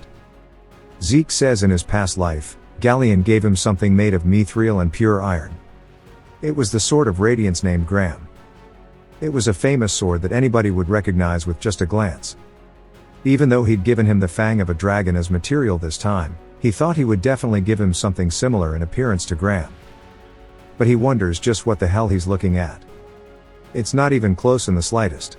Zeke starts to grab onto it and then lifts the sword, seeing that only judging by its appearance, it's not very pretty. He asks Galleon if he did not sharpen it on purpose. Galleon panics a little bit but tells him that's how it's meant to be.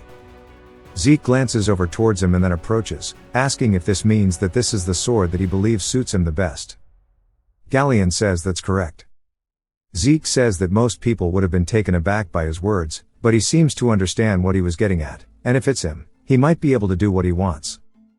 But before he can bring it up, Galleon says that the truth is, the sword doesn't have a name yet. He tried to give it one, but no matter how hard he tried, he couldn't think of it. And he asks if Zeke would do the honors of giving it a name. Zeke is confused and explains that Graham, the Sword of Radiance, was a name that he came up with himself, but now Galleon can't think of one. And he had thought it was simply Graham in a different form because he provided him with a dragon's fang, but it appears he'll have to think of it as an entirely different sword from Graham. Zeke then pulls out a dagger from his inventory, and we see blood flying, which surprises Galleon as Zeke has played guitar on his wrist. Galleon asks why, telling him that he needs to stop the bleeding, but Zeke says that even if healing factor is active at all times, it is still his skill. And he should be able to control it. The status window understands his intentions, saying that his healing factor has been stopped temporarily. And now the bleeding begins to start again. He raises his hand over the sword and says this is his chance. He drops a couple drops of his blood onto it. And Galleon says this could be the sword naming ritual. We learn that it is a traditional dwarven rite in which one grants a weapon a name. The owner would infuse their blood with their energy and their aura or mana, and have it drip onto their sword to initiate the ritual. Once the ritual had begun, the initiator would enter the depths of their subconscious and spend time there endlessly until they picked out a name. And he can't believe that he knows about this ancient dwarven rite that has been long forgotten due to how dangerous it is. And he wonders how. As Zeke continues drifting into his subconscious, going further and further, he sees nothing but names written around. And he says that of the countless names whirling around him, he must pick the one name that will always stay with him. For the sake of his new sword, he must pick one that is befitting of it. As he continues going deeper and deeper into his subconscious, he finally lands on one and names it the Stygian Blade Bahamut. The status window appears saying that it has been registered as an item. And when Zeke opens his eyes, he's still in his subconscious, but he sees the sword floating in front of him. He says he can't believe he picked out the name of an evil dragon, wondering if his brain is okay. After the guitar accident, I believe that is a no. Galleon tells him he was incredible, saying that he knows a rite that even dwarves barely know of. And Zeke says that he just happened to come across it while studying dwarven history. And he can't believe he had to get bandages. Galleon asks if he would rest here for a moment as he has something that he wishes to give him. Zeke says sure, telling him to take his time. Galleon thanks him. while Zeke just looks down at his bandages and recalls how he can suppress a passive skill, which says that it's very important. It means that he'll be able to avoid having his abilities found out like that time with Duke. And there's no need to show all of his cards. He feels bad for Galleon, but he'll have to take these bandages off when he gets back. But more importantly, he'll have to check out Bahamut and see how it is. We see it has the properties of indestructible and aura conversion, and the special note is that it's sealed and it'll be released depending on the user's growth. Zeke says that he's never heard of a weapon that's been sealed before, and on top of that, it's indestructible. It may be made with the dragon's fang, but it is unbelievable. He lifts the sword, saying regardless, the most important thing to him is the other property, which is none other than aura conversion. The reason he overexerted himself to create magic circuits for Galleon when commissioning the sword was partly because of his incredible abilities, but also because of Graham's core ability, aura conversion. As he starts pouring it straight into the blade, he says as someone born without the ability to use aura, this is what allowed him to reach the level of the Black Knights. Galleon comes in saying that he finally found it and apologizes for making him wait, only to be surprised to see aura off his blade. It's not just that, but he's wrapped it in a very clear aura, and that he's already overcome what a purple knight would struggle with. Zeke tells him that the sword is incredible, and thanks him, saying that he's done a great job. Galleon says it's nothing compared to the furnace, but more importantly, he wants him to take a look at this. As he holds out a sheath, he explains that it was personally crafted by his master. Zeke says that he's never heard of his master even in his past life, and his name is Golan Jobert. Zeke then recalls the name, saying that Golan Jobert is the one they call the pinnacle of blacksmithing. He's the greatest blacksmith currently on this continent, unrivaled even among dwarves. Golan's special creations were all created near perfectly and bear special abilities. Collectors will pay hundreds of gold to get their hands on them. Zeke's surprised that he was Golan's disciple. But Galleon's just surprised that he can actually read the dwarven language as well. Zeke says that if it's the Golan he knows, there's no way that's just a simple sheath, to which Galleon says of course. And if he uses the dial located by the opening of the sheath, it can transform even to something like a shield. It's made with mithril and wyvern bones, so it can take a good deal of abuse. If he turns the dial on the shield's handle, then it will return to being a sheath. But this is nothing compared to the grace he has shown him, so he really wishes he would take it, as it is his gift to him. Zeke says that he could have just sold this to make a furnace. As Galleon laughs, he says he can't sell his master's work to anyone. Zeke says it would be worth several hundred gold coins, though, which Galleon finds surprising. But Zeke accepts the gift, saying that the sheath is small compared to the sword. However, he's going to try it anyways, because if it's Golan's work, then it should be okay. As it starts to wrap around the blade, it completely encases it, and Zeke says he knew it, and it far exceeds his expectations. He tells Galleon he received a valuable gift, and thanks him. Galleon is just glad that he's taken a liking to it. And back into the training area, we see him looking at some iron gauntlets that are made out of meteoric iron. He says that this is an incredibly rare material, but there are currently no special properties, but it will activate once he has a full set. Zeke explains that the random box he received from the sudden quest had this, and he thought it would be similar to the treasure chest, but it had something way more valuable inside. And it's time for him to check the second one now. He starts opening it, and wonders what exactly he's looking at. As he holds up a map, he wonders what exactly this is. Then the status window appears, which he looks really surprised about, as it says he had discovered a map containing traces of Grandmaster Kaiser. He asks if maybe they mean the hero King Kaiser. We learn that Kaiser and the Knights of the Clock Tower are very famous. The biography of Kaiser and his knights founding the brilliant kingdom of Kronos is the most popular book on the continent. However, because the story is so absurd and there are no historical records that can prove it happened, it's considered nothing more than a work of fiction. He starts shaking, asking if this means that the hero king really did exist. The status window says, beginning restoration analysis of the damaged parts of the relevant item, and analysis complete. The final position has now been marked on his mini-map. As it appears in front of him, he immediately recognizes where they are, saying that these are the giant mountains. He says that's the territory of the barbarians, and it looks like this would be way easier than he thought. Another status window appears, and it says that due to the user's skill, the tutorial will now be concluded. He wonders what this means, only for yet another status window to appear, saying that he has discovered a potential quest item. It's an achievement quest, and that it is the hero King Kaiser's secret technique. He can acquire it at the ruins containing traces of Kaiser. There is no time limit, and he will get more authority from the system, moving it from an elementary administrator to an intermediate one. He says he sees, and the tutorial is something the system designed to raise him up to a certain level of skill, and that now there are no more baby steps, and it's time for the real shit to begin. The reward is on another level compared to the tutorial too. He starts to stand up, saying that he sees how it is, and he'll make sure to claim everything he can. First, he'll use up the points he's been saving. He uses 50 points to unlock level 2 draconian skills. Now that they are available, he begins viewing them, and we see that there is dragon scale armor, which is exactly what it sounds like, which is 80 points, as well as dragon claw, which is that move out of Elden Ring, and it is also 80 points. He says that right now he has a ton of points left, but he doesn't know when he'll be able to amass so many points in one go again. It's a shame, but he'll just invest his points into both of the level 2 draconian skills, and save the last 400. He buys dragon scale armor and dragon's claw. The first thing he activates is dragon's claw, as we see it forming behind his hand, and he says that he's going to test this skill out.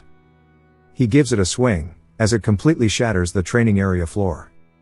He looks surprised, saying that this is way better than he ever thought it would be. He then decides it's time to try the dragon scale armor, as he puts it on his hand and holds his sword up high. As the armor activates, he swings it down as hard as he can, and we hear it make a loud clang. His sword lands off behind him in the arena, and he says that he didn't use aura, and he struck with the intent to cut through it, but his sword just bounced off. This is no different than having full plate armor on, even when he's unarmed. He says that the claw is good for attack, and the armor is good for defense, and it sure is intuitive. He's warmed up now, so it's time to continue. At the Draker Academy Central Training Hall, we see all the students gathered. As the instructor says before the semester exam and the practical aura exams begin, they will provide a basic explanation of the rules. Behind him, they can see the basic training dummies, and these ones were specifically made so that it will be difficult to even scratch it with plain physical force. But if they pour in aura, it's very easy to destroy it. But let alone destroy it, if they fail to even make a dent on it, they will all fail. All following exams will be considered null, and they will be forced to start over from the basics. All the students are panicking, asking if this means they can't advance. They put fentanyl in his shit. He then tells everybody to be quiet and only come up when their name is called. Some guy named Aaron gets called up, and Owen watches, saying that those that are called first can't help but be flustered. However, this is similar to the aura training he familiarized himself with at home, and that the Academy's aura education is something that he and his family, the Zimmons, have established. Even if he is a pure-blood awakening, there's no way they'll be able to control their aura as well as him. He then calls up Owen, telling him that he can begin when he's ready, as we see him having a shit-eating grin. He widens his stance and swings his sword, starting to imbue aura into it, but everybody else recognizes it as sword resonance. They can't believe he's already using that at 13 years old, saying that he's incredible. And the instructor says, as expected of someone from a great family, if they've introduced this dude, it's been a while, my bad, but he dashes off the ground, going straight towards one of the dummies, making an X mark on its chest. He then starts slicing its head, but it's not just that one, as all the dummies around the room are getting cut up by his attacks. The students look to be in complete disbelief as he stands still in the middle of the arena, panting. They start saying how incredible that was, and as expected from somebody that is a Zimmons.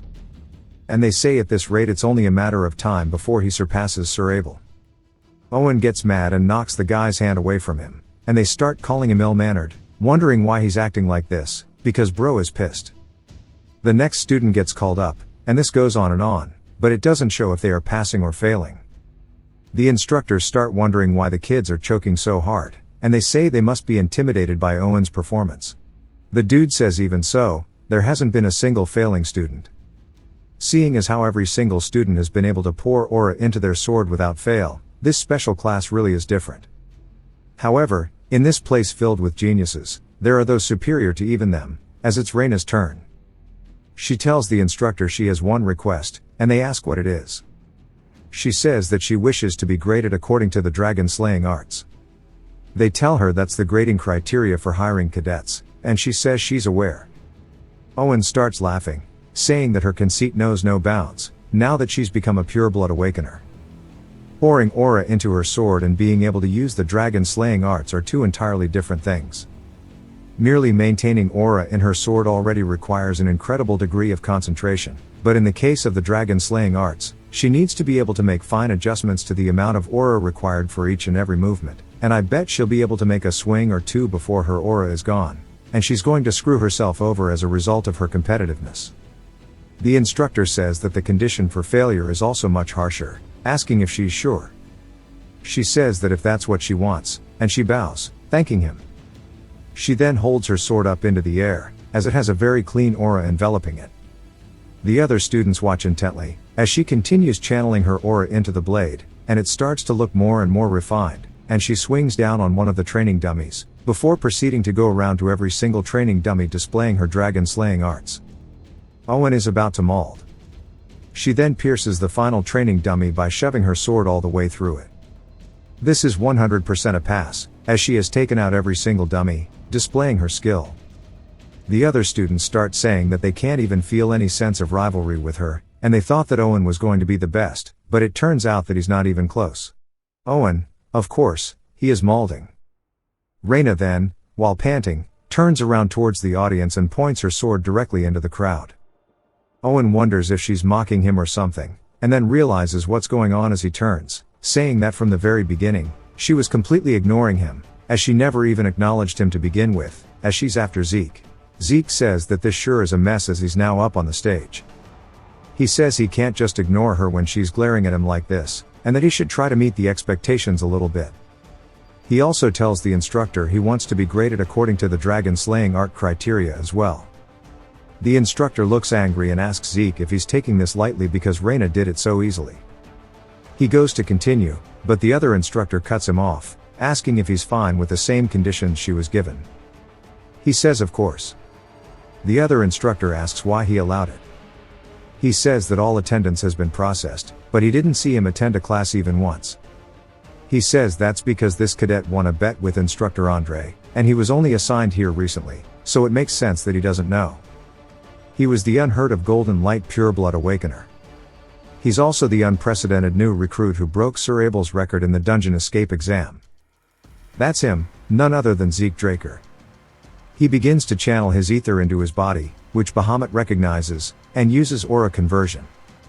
It's now converting into aura as he begins coating his blade. He says that harnessing his strength sure is difficult. As he starts cutting back at the aura more and more until there's barely a little bit left, he says this much should be enough. He raises his hand into the air, and Reina recognizes it as the Dragon Slaying Arts, Chapter 1, First Verse, Sky Slice Stance.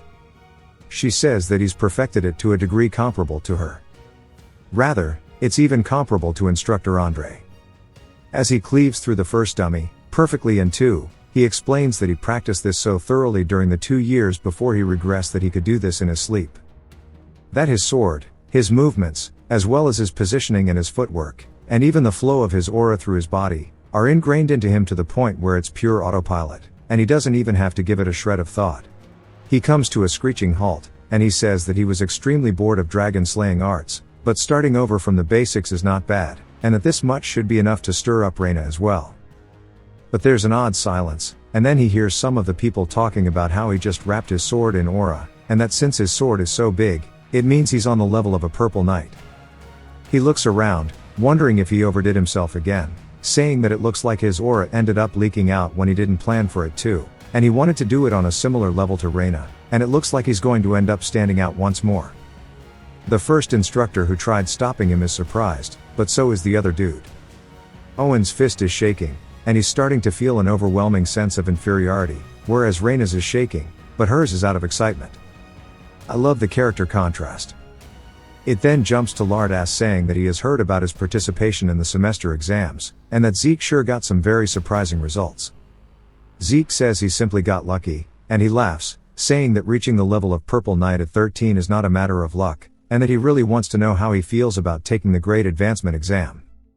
Zeke asks if this means he'd skip a grade, and Lardass says it could be one or more depending on how well he performs, and it's a system designed for remarkable cadets like himself.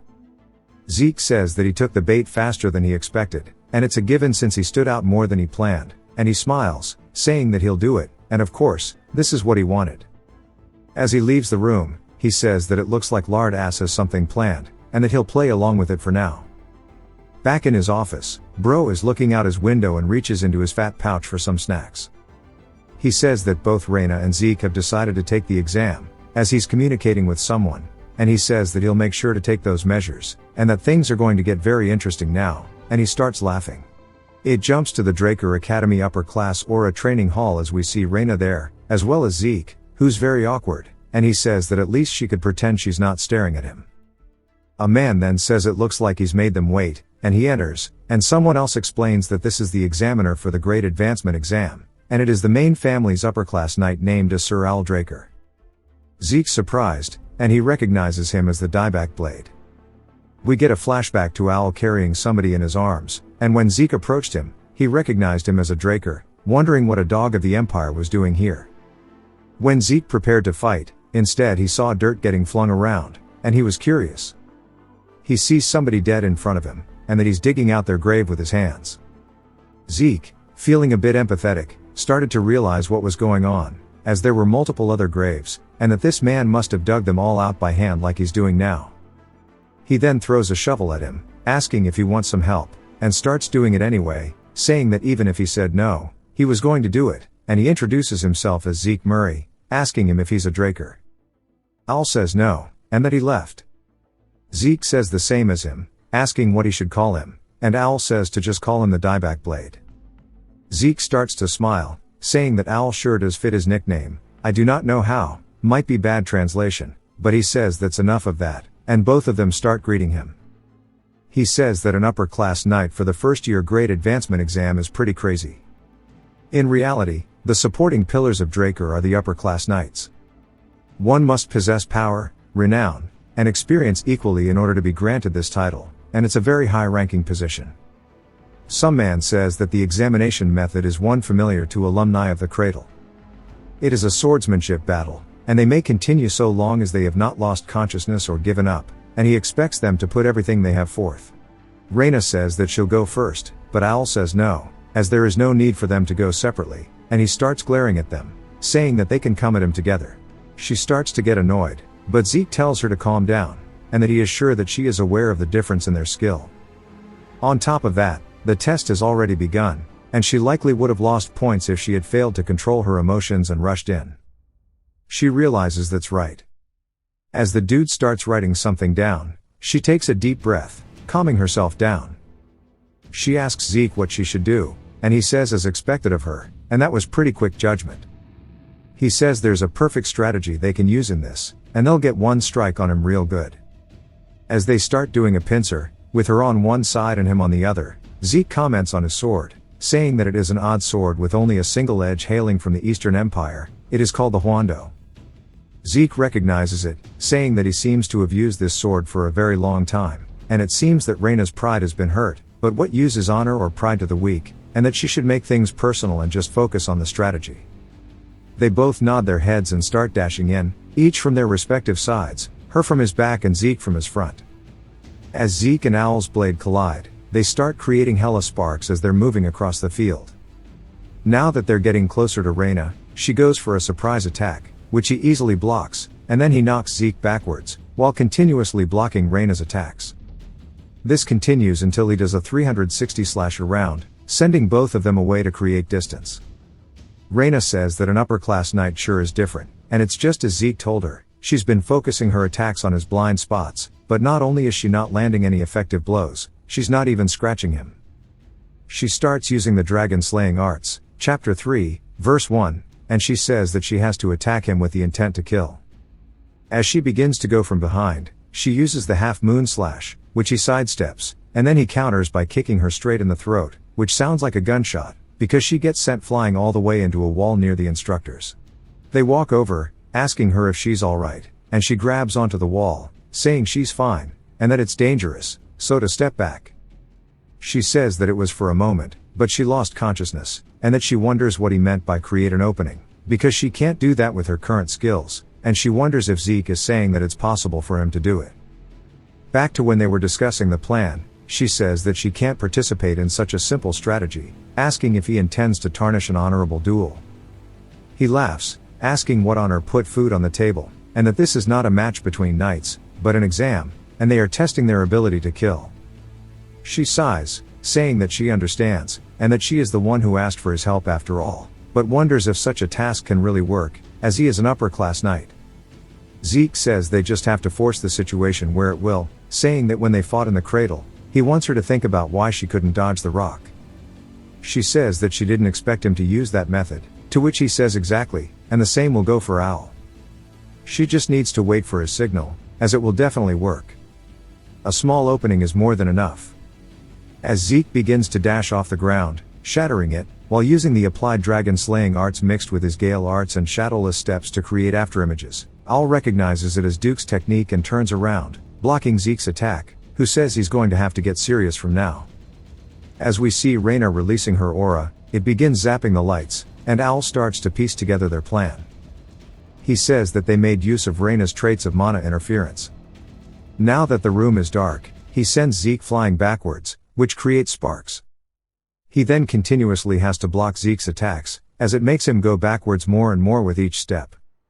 Owl calls it a childish ploy, saying there's no way simply obstructing his vision would provide them with an opportunity against him. He then comes in from the side, which he notices, and Owl wonders what this bad feeling is. More so, he wants to know how Zeke, within this pitch darkness, where even he can barely make out any figures, is moving as if his vision is not hindered in the slightest. Zeke then says he's been waiting to try out his new skill, and this timing is good, and Owl is not the type to go around talking about it anyways. As he uses the dragon claw from halfway across the arena, he sends out the attack, which Owl puts up his hand to block, and it starts causing him to slide across the ground. He asks if this is really the attack of a first-year cadet. As he's continuously getting sent backwards, he says this is not like a sword strike. He can also feel the raw pressure behind the attack, and that, based on this, Zeke has already long surpassed the level of a cadet. It seems that Reyna cannot move in the dark like Zeke can, and maybe he disregarded unnecessary forces to restrict him, but that's something that would only work against an opponent of a similar level. As this time, Owl is on the offensive, he starts pressuring Zeke, sending him back and back until they have a rapid clash of blows that looks like a Devil May Cry attack, but it's just them moving across the arena. Zeke says his movements are starting to resemble what they were before the lights went out, asking if he's already adjusted to the dark. The attack then comes in on his side, and we see Zeke get cut, but Owl recognizes that he disappeared, as he can only make out a hazy figure. It's as if he's fighting a shadow. Zeke appears behind him using his shadow arts, which Owl cuts as well, but when he gets a better look at it, he recognizes it as a light, as Zeke is dashing around the ceiling, cutting down all the lights, sending them to scatter around Owl. Owl says that these noises are covering up any traces of Zeke. Then an attack comes in, which catches him off guard, but he manages to block in time, as Zeke is smiling in his face. He yells, telling Reyna it's time, as she throws in something overhead. We get a flashback to him talking to Fanon about how this would only be a single use, asking what kind of spell he wished to put in it, and that it was explosion magic. But Zeke told him that just a flash and the sound of the explosion is more than enough, as he created a straight fantasy-style flashbang. Zeke says the timing was perfect, as he covers his ears and uses his blade to block the light, whereas Owl has completely fallen prey to it. As he starts to hunch over, he says they totally got him with this, and that disregarding Reyna as unnecessary was an error in his judgment. She begins to come in from one side, while Zeke from the other. But Owl's blade comes in from the side, as he uses the full moon slash, hitting both of them at the exact same time, making them drop their weapons. As both of them get sent flung into the walls. We see Owl did it with his eyes completely closed. As we see the medical team taking both Zeke and Reyna away, the other instructor walks over to Owl, saying that he did a good job. Then we hear Duke calling out to him, saying that he can't believe that he bodied his disciple like that, and Owl greets him. Duke says that he's still as stiff as ever, and then asks him how his disciple was. Owl thinks about it, saying that Zeke, in that brief moment when the strike landed, deliberately abandoned his sword and reinforced his guard. He could have counterattacked, and he wonders why he didn't. He says that maybe it's because his goal wasn't victory, but advancement, and he's only showing the skills that he deemed necessary. Al looks down at his hand, saying that Zeke is far beyond his ability to evaluate, but he can't believe a cadet was this strong. Now that lard ass, and the rest are making a decision at the advancement meeting, he says that he'll take it that everybody agrees with his decision. They all say yes, and we see both Andre and Al there as well. Both he and Reina were promoted to the 5th and 3rd years, respectively. After that, he kept as quiet as possible. After receiving all of the Gale techniques from Duke, Andre took his place, and he continued to maintain a good relationship with Professor Fanon, but they grew distant when he was selected by Delphoa's Royal Magic Research Institute and left the academy. Zeke also no longer got involved with noble family heirs, but the interesting part to him was that Owl came to spar with him every quarter. Then, as if he had an epiphany, he took a leave of absence and locked himself in a secluded training hall. And just like that, 2 years had passed, and he graduated from the academy. We hear Decker congratulating him, saying that he's the youngest ever to enter Valhalla, and the Lord will surely be proud. Now Zeke is 15 years old and looking over some documents. Decker says it's rare for the headmaster to personally write a letter of recommendation. And Zeke says that sure is something. Also, the title of youngest student is more than he expected, and that his 2 years of staying quiet were meaningless. Zeke says that there are still 3 months left until the entrance ceremony, and he tells Decker to go to Atlas first. Decker asks why, and Zeke says that he plans to take a quiet retreat alone, and he doesn't want people disturbing him. Decker says he understands. Zeke says that the ruins of Kaiser are located in the giant mountain range, and using the retreat as an excuse, he plans to explore it through the Adventurer's Gala to the Argos Kingdom. There's no need to reveal his destination to anybody suspicious. Someone else knocks on the door, as Zeke tells them to come in. We see none other than Liam greeting him, and Zeke says that he told him before that this was not necessary, and that he can keep the greetings brief. Decker says he's going to take his leave, and Zeke tells him to handle the Valhalla matter with the black card. Liam asks why he was summoned all the way here, and Zeke says that he heard he's been transferred to the special class, and as his lord, he can't just stand by and watch him. He's prepared everything, from predicted test questions and training manuals to exam supplies, and he's arranged everything he'll need while staying at the academy. He should go to the blacksmith Pupner's Breath, and he'll provide him with the items. By the time he reaches the 4th year, he'll need his sword properly, which he can also request from the same smithy, and he's already paid for it, so not to worry. He trusts that he will follow him without fail. Liam starts holding back some manly-ass tears and bows, saying that he will never betray his lord's expectations. Zeke smiles, saying that it's only been a minute since he said it was unnecessary, and that he wanted to correct himself. The Argos Kingdom is located at the northernmost part of the central continent. Along with Delphoa, Tobia, and Alentia, it is known as one of the 4 great kingdoms of the central continent. The giant mountain range, which separates the land of beasts from the continent, is filled with dungeons, attracting adventurers seeking fortune. Recognizing this, the first king of Argos made the industry of linking adventurers with dungeons a major part of the kingdom's economy. With royal support, the giant mountain range was divided into hundreds of zones, establishing transport routes and outposts for management. This was the origin of the Argos Adventurers Guild, which later spread throughout the continent. At the Adventurers Guild, we hear them yelling for number 546, asking where he is, and then they keep going on until we see Zeke in a costume, as they are congratulating him on becoming an adventurer. And that he should submit the documents at the issuing office, and they will give him his registration card. Zeke thanks them, saying that it's better to establish an adventurer identity for easier movement, as he is using magic lenses and a wig. He says walking around as a Draker would stand out too much, and now it's time for him to finally get started on his treasure hunt. We see tons of carriages and wagons, as they are all heading to different directions, and inside one of them is none other than Zeke. And he says that it's good that he at least found a seat during peak season. Somebody calls out to him from across the carriage, asking if he's an adventurer too. Saying he looks really nervous, so this must be his first dungeon. They then get closer, asking if he would like to join, saying they may not look like it, but they are veterans. And these days, dungeons are dangerous, and if he goes in alone, he'll end up monster food. Zeke says that trash like this is everywhere he goes. As we can see, they are releasing blatant killing intent, since they are trying to get him to party with them.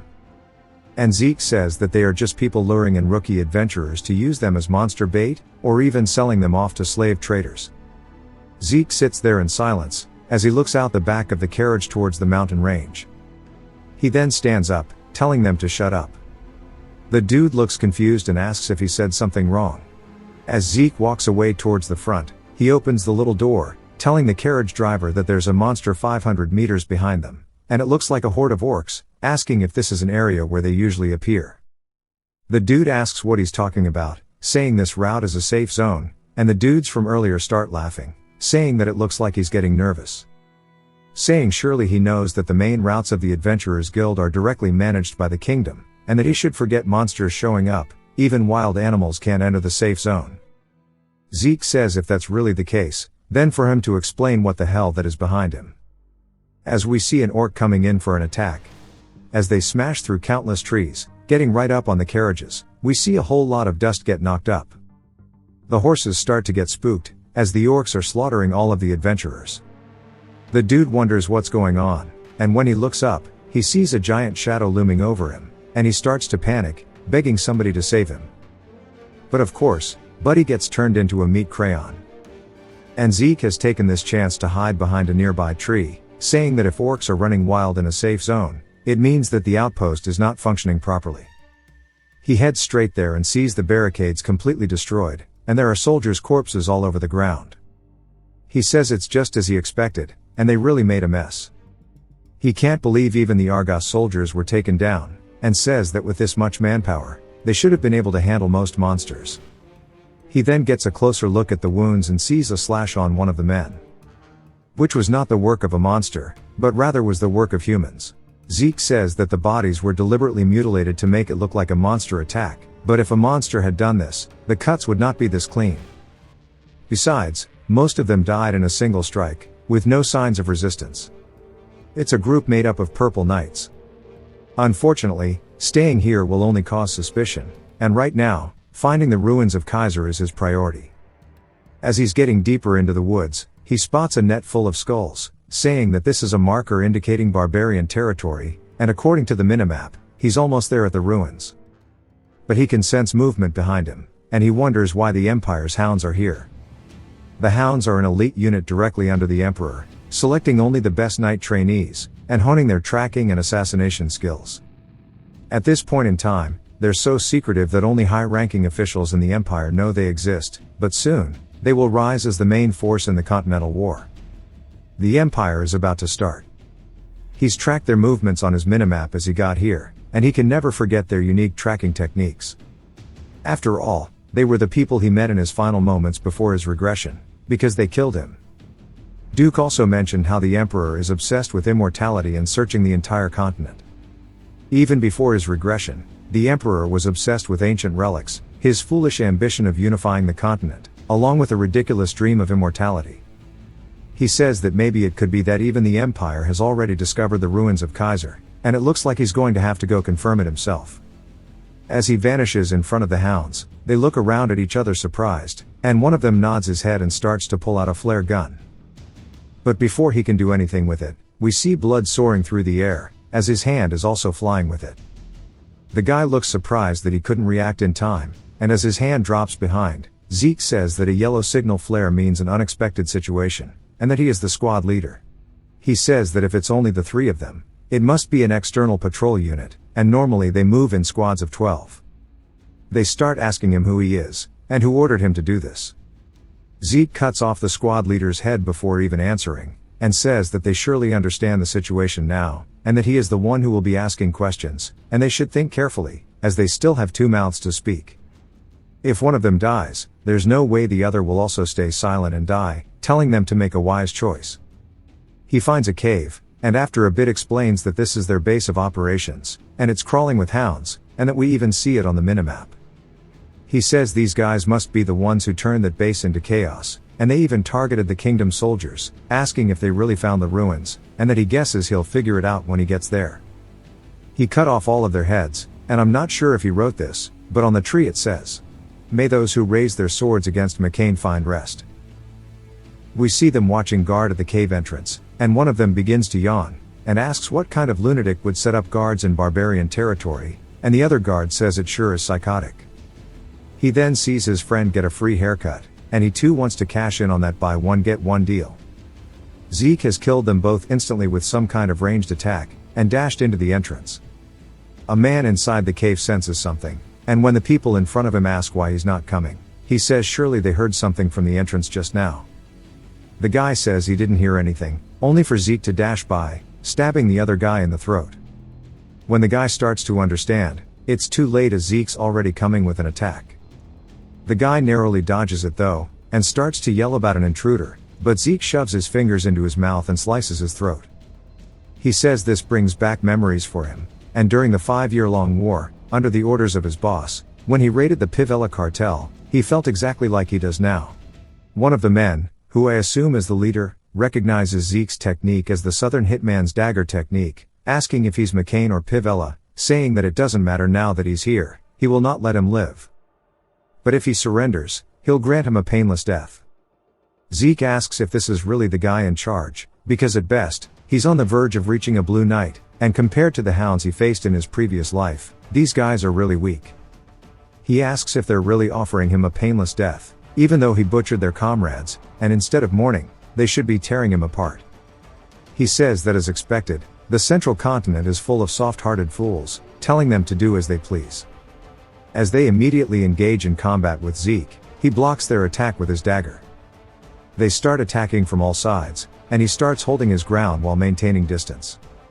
He says that something is off, asking if they were always this weak, or maybe he's just gotten that much stronger, but he doesn't need to see anymore. As he starts using his mana inhibition skill, the leader looks surprised, as there's a blackout in the cave. He starts to wonder if it could be the Dragonslayer's mana disruption. As Zeke starts taking them out in the shadows, he says that he was unarmed from the start, and he has not used his aura at all. Plus, his swordsmanship is Southern dagger techniques, so he's definitely a hitman, and that it might just be a simple malfunction. The leader tells his men not to panic, as it'll be restored soon, and they should focus on defending until then. But we see another one of the dudes getting his throat slit, and when the lights come back on, they're all dead, face down on the floor. The leader turns, looking surprised, asking what is going on.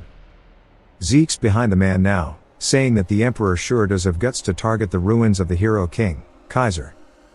The guy's hand visibly shaking, asking what he means by Kaiser's ruin, saying he has no idea what he's talking about. As he goes in for a surprise attack, Zeke dodges, saying that even if he doesn't confess, he'll find it himself. The next sight the guy sees is Zeke's hands covering his eyes. He puts the dagger right to his throat.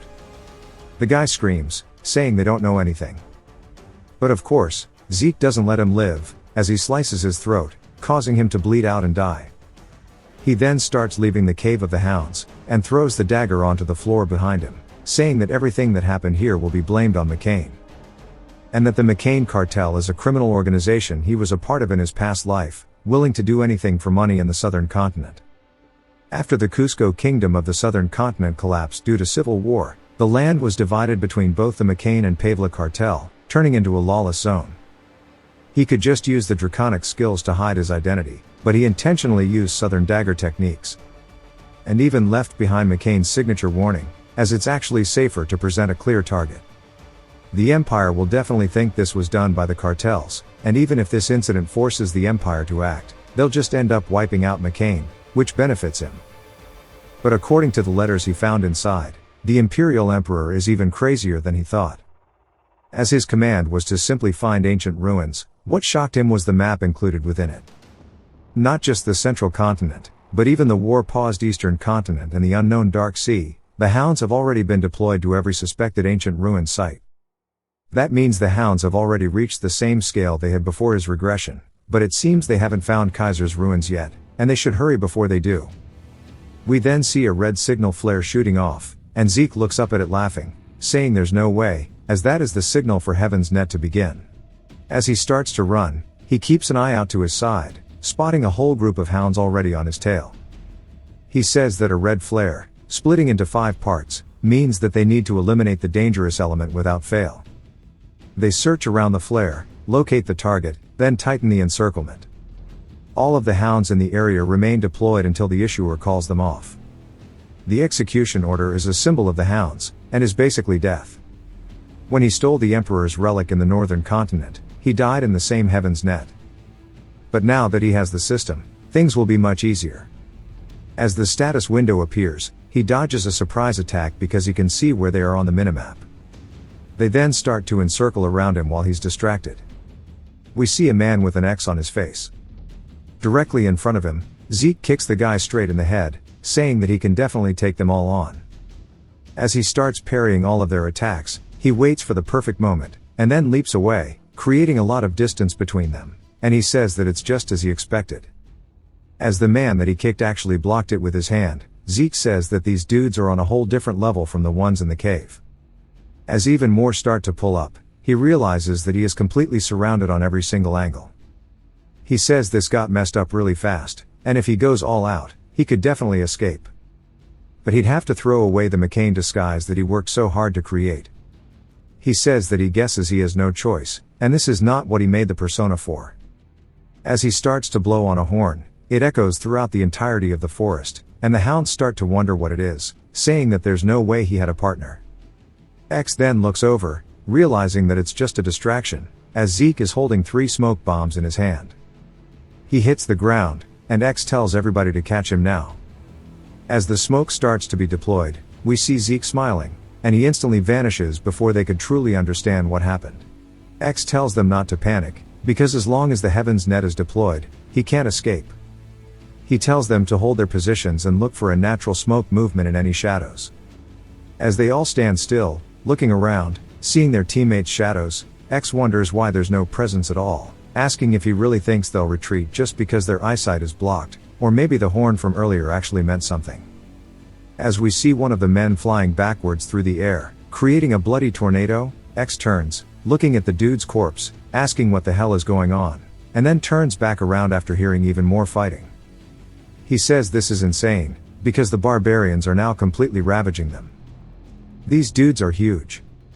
X wonders what's going on, as they definitely did not provoke the barbarians, and he says if it were just a few aggressive ones, then he could brush it off, but why are they attacking as a group? One of the men runs in, calling them primitive savages, and he swings, hitting the barbarian in the side, but it doesn't even make him bleed. Instead, the dude's hand's starting to tingle. He wonders what this is, only for him to get his head punched off, resembling somebody stepping on a ketchup packet. X says this won't do, and he's never seen them this agitated, so it's too dangerous with their current strength. He then raises a flare gun into the air and shoots it out, giving the order to withdraw the heaven's net. As even more barbarians start charging in, X yells, telling the men who are still alive to fall back, and as they start running away, and the barbarians chasing them, we see the ground moving, as Zeke comes out of a hole that he dug, and he sighs, saying that it worked way better than he expected.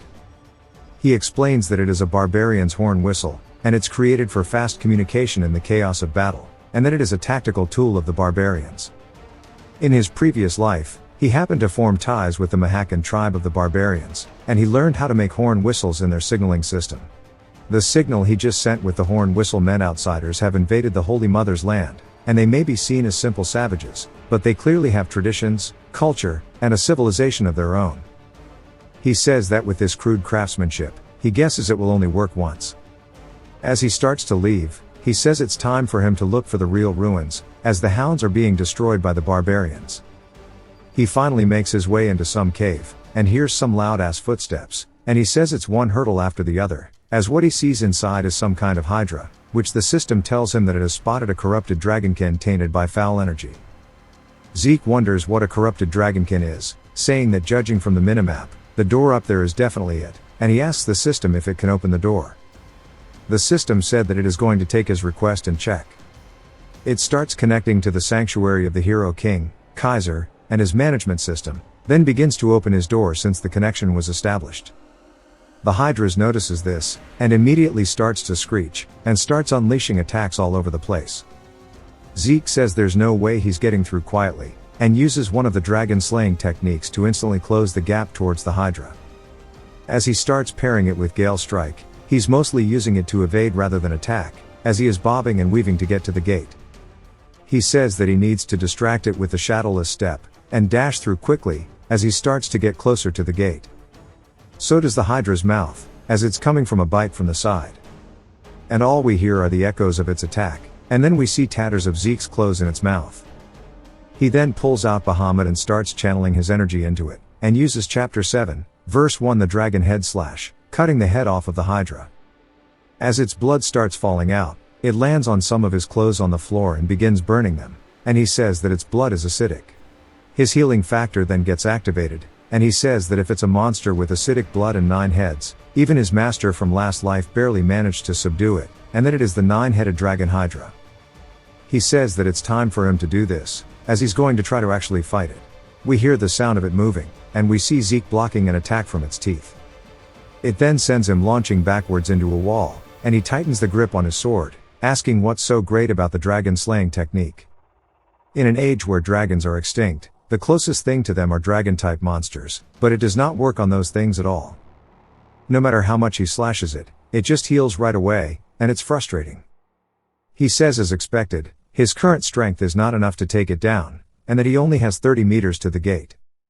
He then tells the system to close the gate, and it confirms his request, and begins to close the gate to the sanctuary of the Hero King.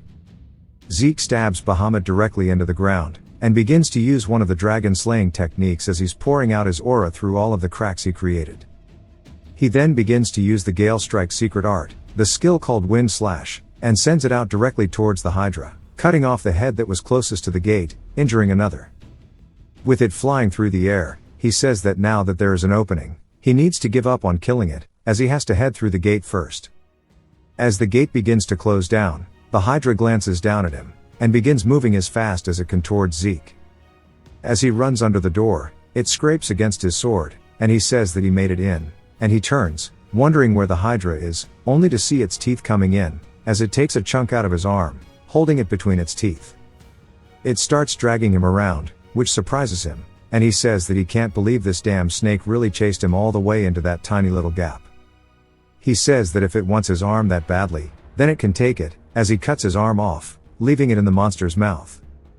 He then begins to regenerate a whole new arm on the spot, and the Hydra starts to spit out a poisonous miasma. Zeke says that it sure does have all kinds of tricks, and the status tells him that he has been poisoned by the venomous dragon Hydra's toxin. Zeke uses an attack called the Full Force Strike, specifically the sever portion, straight through its head, giving a pretty nasty cross section, and then cleaves it straight off. Now that a few of its heads have been defeated, one of the other ones begins glaring at him. Zeke looks physically tired, and we see the poison taking its toll, and the Hydra starts charging in now that it is the only head left. Zeke says that it's all or nothing now. Zeke then begins to use one of his draconian skills, which is Might of the Dragon, but it has been changed to Dragon's Majesty, as it starts to release Hella Aura in front of the Hydra. Zeke begins glaring at it, saying that it needs to get lost unless it wants to be torn to pieces too. The Hydra feels an instinctual fear, and immediately folds, starting to sweat nervously. It slithers backwards. Seeing its head on the ground, it leaves Zeke completely alone.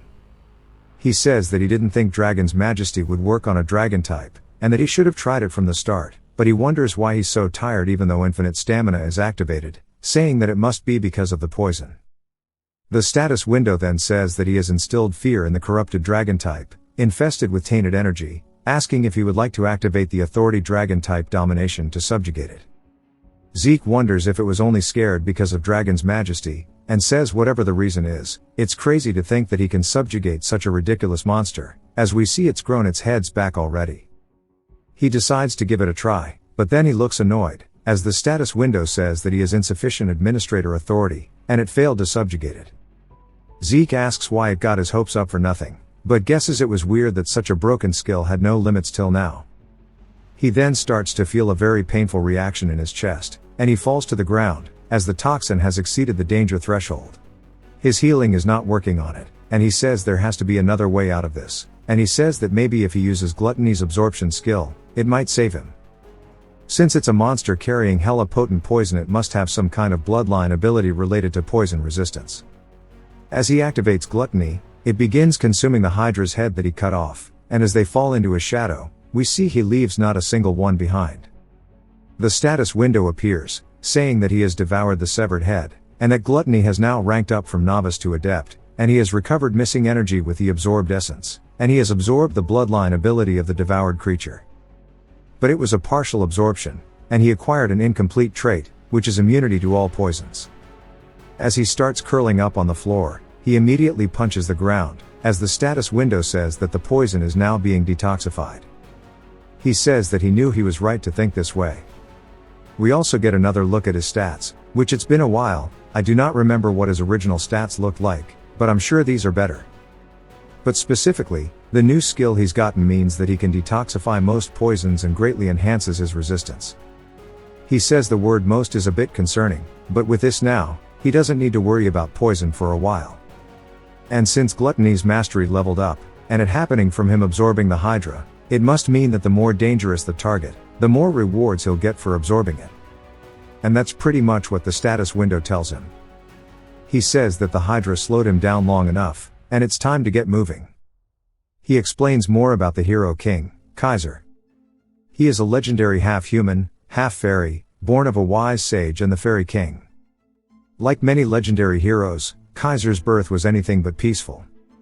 Due to a wicked sorcerer's plot, he was separated from his parents and abandoned in the mountains.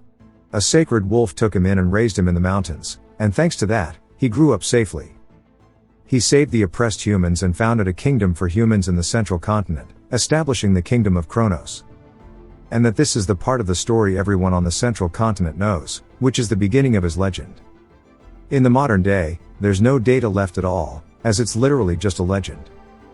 But with proof of the hero king and the kingdom actually existing being right here in front of his eyes, as he's walking towards a structure from it, he says it's way smaller than what he read in the books, and he can't believe that Kaiser's ruins were the kingdom of Kronos itself. Now that he thinks about it, the Dragonslayer sanctuary had a similar vibe too. It begins opening the door. As we see a crystal on a pedestal in front of him, he approaches it, asking if this could be the hero king Kaiser's vision. The status window then says that it's starting the linked quest related to the achievement quest, and Zeke wonders why this came out of nowhere.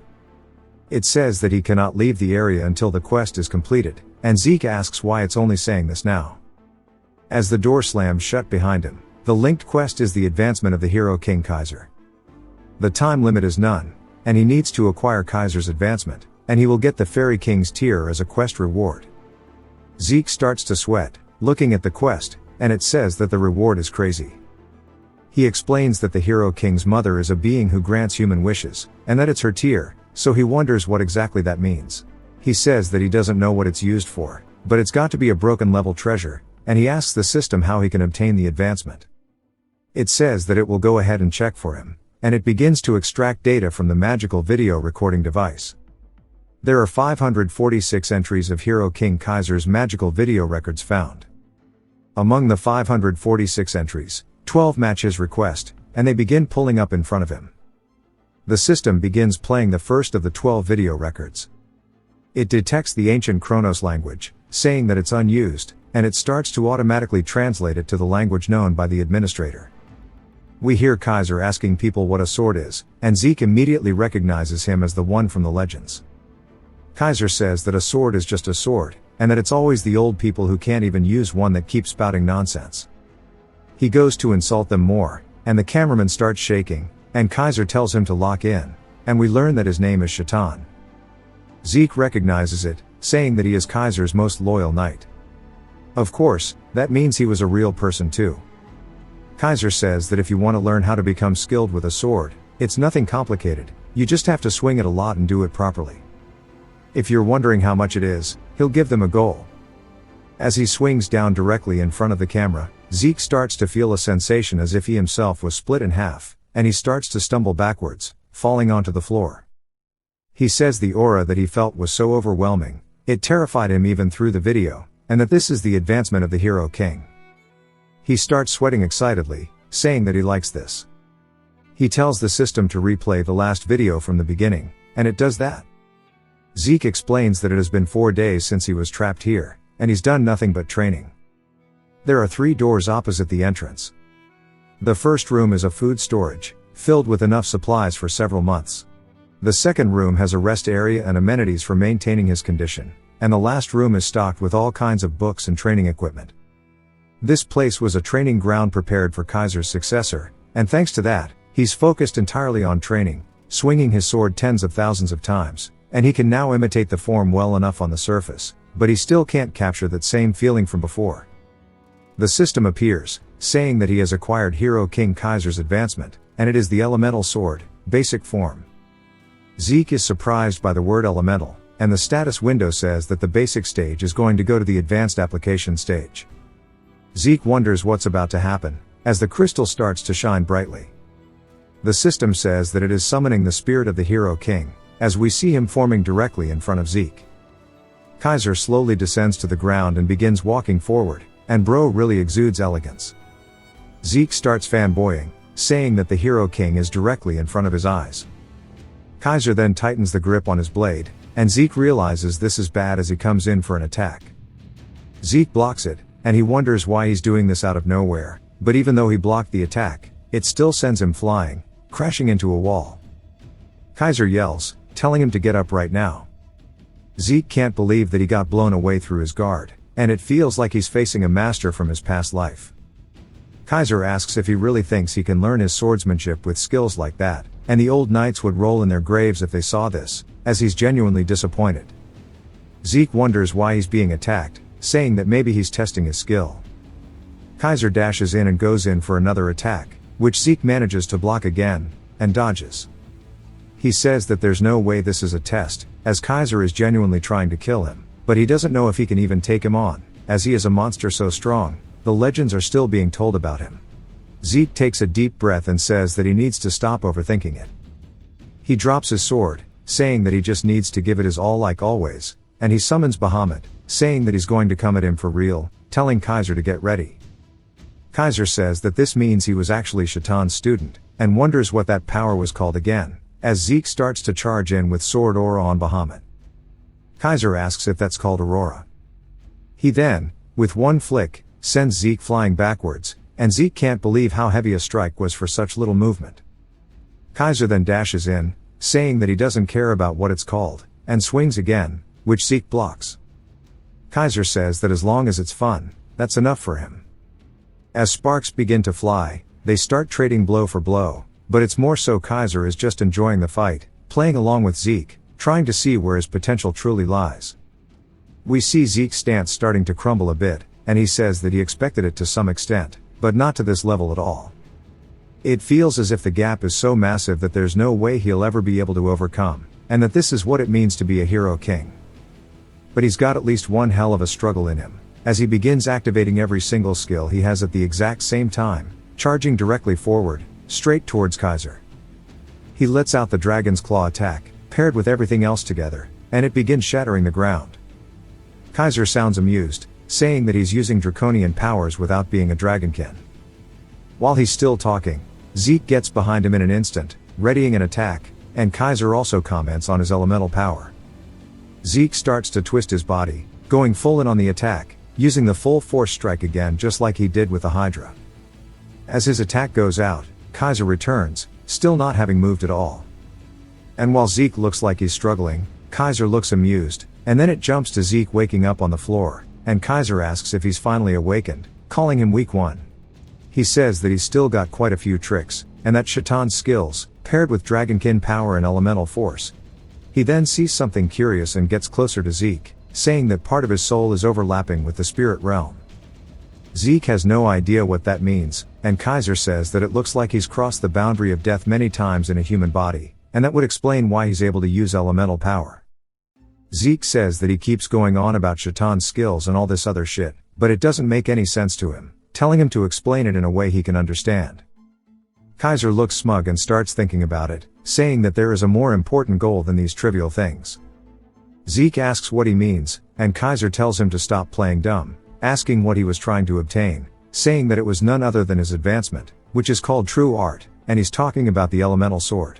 We learn that elemental power is the pure force of nature that makes up all things. Water, fire, earth, wind. As Kaiser explains that the elemental sword is based on the 4 elements and expands from them, he demonstrates one of the techniques in the elemental sword called the field of wind power. As he shoots out a whole-s tornado that he has dubbed the Storm Blade, Kaiser says that the source of elemental power used for the elemental sword itself is what he would call ether. Zeke just looks excited, saying that from the explanation to the power, it's more like magic than it is swordsmanship. Kaiser then tells Zeke that it's his turn. Zeke says that if elemental power comes from ether, why can't he sense any trace of it in Kaiser? He says there must be a secret in the process of converting it to elemental power. He asks what the method to convert it is, and Kaiser sounds confused and starts to light his sword on fire, saying that it just happens, asking how the hell he's meant to explain this. Zeke wonders why all of his teachers are mentally ill. Zeke then realizes something, saying that it's not there. He just didn't sense it, and that he has to focus every bit of his senses to barely detect it, and that the flow of ether is extremely restrained. Zeke says that he'll figure it out himself, and Kaiser asks if he's getting cocky. Zeke says that he needs to not cling to what's visible. Kaiser clearly called his full force strike elemental power, which means that his full force strike must also use the same principles, as he starts generating a fiery purple aura. Kaiser sits in the air, seeming amused. Zeke then begins to use wind on his full force strike. As it begins coating it, he gets hit in the head. Bro almost dented that shit.